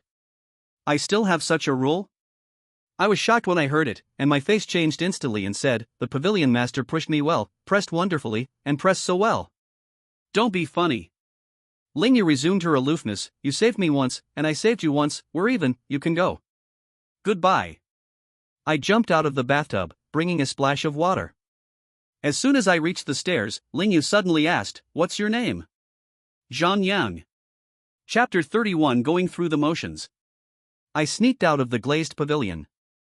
My tense nerves finally relaxed. This place is too dangerous, so it's better to leave quickly. Back to the original place. Pan Yue was looking around, looking for me. Zhang Yang. Pan Yue said unhappily, where did you go? I looked for you for a long time. How did you become a drowned chicken and fell into the ditch? Don't mention it. I said unhappily, have you finished your work? Leave quickly after you finish it. I don't want to stay here any longer. Thinking about it. I still didn't tell her what happened just now. She is also a ghost, and maybe she has to abide by the rules of the ghost market. If she knows that I entered the glazed pavilion and reports it, who can I go to for justice? Leave? Pan Yue frowned and said, we still have to stay here for a few days. I immediately had a bad premonition. Miss Pan. I asked tremblingly, you don't want me to participate in the martial arts competition to win my bride, do you? You know? Pan Yue looked surprised. Fuck. Really? No. I turned and left. Lingyu was not only very cunning, but also kills people at every turn. Who dares to want such a woman? I'll ask who dares to want one. Compared with her. Isn't my gentle and tender Wanqing more attractive? Zhang Yang, listen to me. Pan Yue chased after me and said anxiously. No, I won't.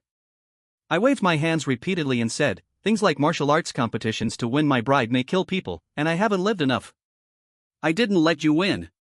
Pan Yue said anxiously, just show your face, fight a few times and admit defeat, and go through the motions. Then why are you going through so much trouble? I asked in confusion. Pan Yue hesitated for a moment. I'll tell you the truth.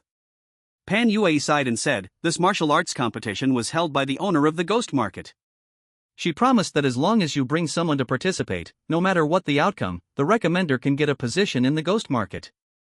So you tricked me here and traded me for my future? I sneered, it's not a trick. Pan Yue said aggrievedly, you know, I'm just a lonely ghost, helpless if I don't find a backer. Stop. I said helplessly, are you sure you can give up halfway? Sure. Pan Yue's eyes lit up, the owner here said that as long as you bring someone to participate, it doesn't matter whether you win or not. Looking at her expectant eyes. I sighed and said, after this, we'll be even. Yeah. Pan Yue cheered and rushed up to kiss me on the face. Miss Pan, are you serious? I said in surprise. Don't get me wrong. Pan Yue blushed and said, I'm just too happy, a little bit forgetful, no other meaning. Just at this moment, Pan Yue's face suddenly changed, and she shuddered. What's wrong, urgent to pee? I asked. Go to hell. Pan Yue looked around and said puzzledly, it's just a feeling of being stared at by a poisonous snake in the dark. If it's stared at, it's stared at. I said indifferently, didn't you say that no one dares to make trouble here? That's right. The martial arts competition will be held in 3 days. For this reason, the Ghost Market has allocated an inn for free accommodation for the contestants. Because the contestants are living people. The inn also very considerately provides human food.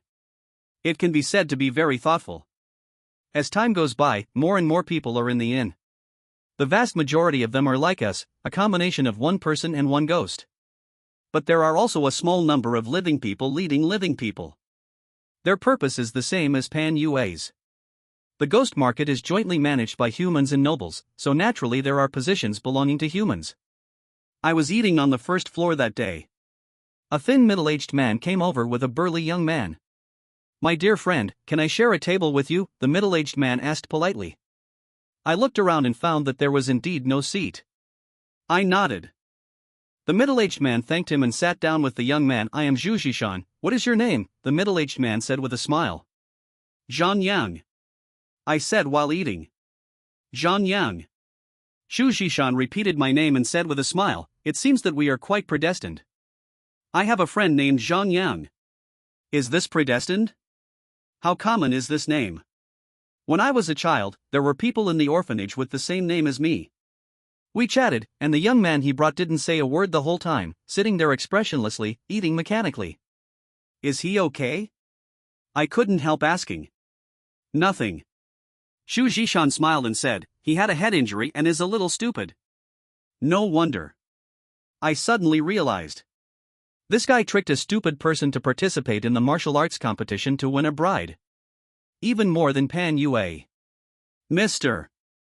Zhang is also going to the ring, right? If you meet him, you have to show mercy. Zhu Zhishan said with a smile. You are flattering. I smiled and said, look at his muscles, I can't beat him. Mr. Zhang is too modest. A burst of business compliments. Mr. Zhang, I have a small suggestion. Zhu Zhishan suddenly said. I was stunned when I heard it. I said, Master, please speak. Zhu Zhishan looked around and said in a low voice, I have been to the Ghost Market many times. There is a group of people here who specifically target those lonely ghosts. After the martial arts competition is over, why don't we go together? Is there such a thing? I was shocked when I heard it. The Ghost Market doesn't care? They only guarantee the safety of the Ghost Market. They don't care after leaving the Ghost Market. Zhu Zhishan said with a serious expression. I frowned. This is really a troublesome matter. Thank you for telling me, Master. I said gratefully, after the martial arts competition is over, we will go together and take care of each other. Time passed quickly. In the blink of an eye, it was the day of the martial arts competition in the central square. All the stalls were removed and replaced by a huge square arena. Behind the arena, a grandstand was built. Lingyu sat in the main seat, with a veil on her face and a black and red spliced long dress on her body, elegant and noble. There were 5 people sitting on each side of her, both men and women. I could tell at a glance. The one on the left was a ghost, and the one on the right was a human. If nothing unexpected happened, they would be the top leaders of the Ghost Market. Feng Qingzi had just died on the human side, and someone replaced him so quickly, which surprised me a little. Xiao Chan. Lingyue called softly. The maid standing beside her immediately stepped forward. Thank you all for coming to participate in Pavilion Master Lingyue's martial arts competition to recruit a bride. Pavilion Master Lingyue promised everyone that all recommenders can get a position in the Ghost Market. A deafening cheer suddenly broke out in the square, but Xiaochan suddenly changed the subject. In order to prevent someone from filling in the numbers and dealing with things carelessly, Pavilion Master Lingyue added an additional rule. Wait until the square is quiet. Xiaochan continued, anyone who signs up for the competition is not allowed to withdraw or give up. During the competition, anyone who was identified as a fake match by the 10 stewards will not only be disqualified, but also severely punished. I hope everyone can take it seriously. Now, on behalf of Pavilion Master Lingyue, I announce that the martial arts competition for marriage is officially open.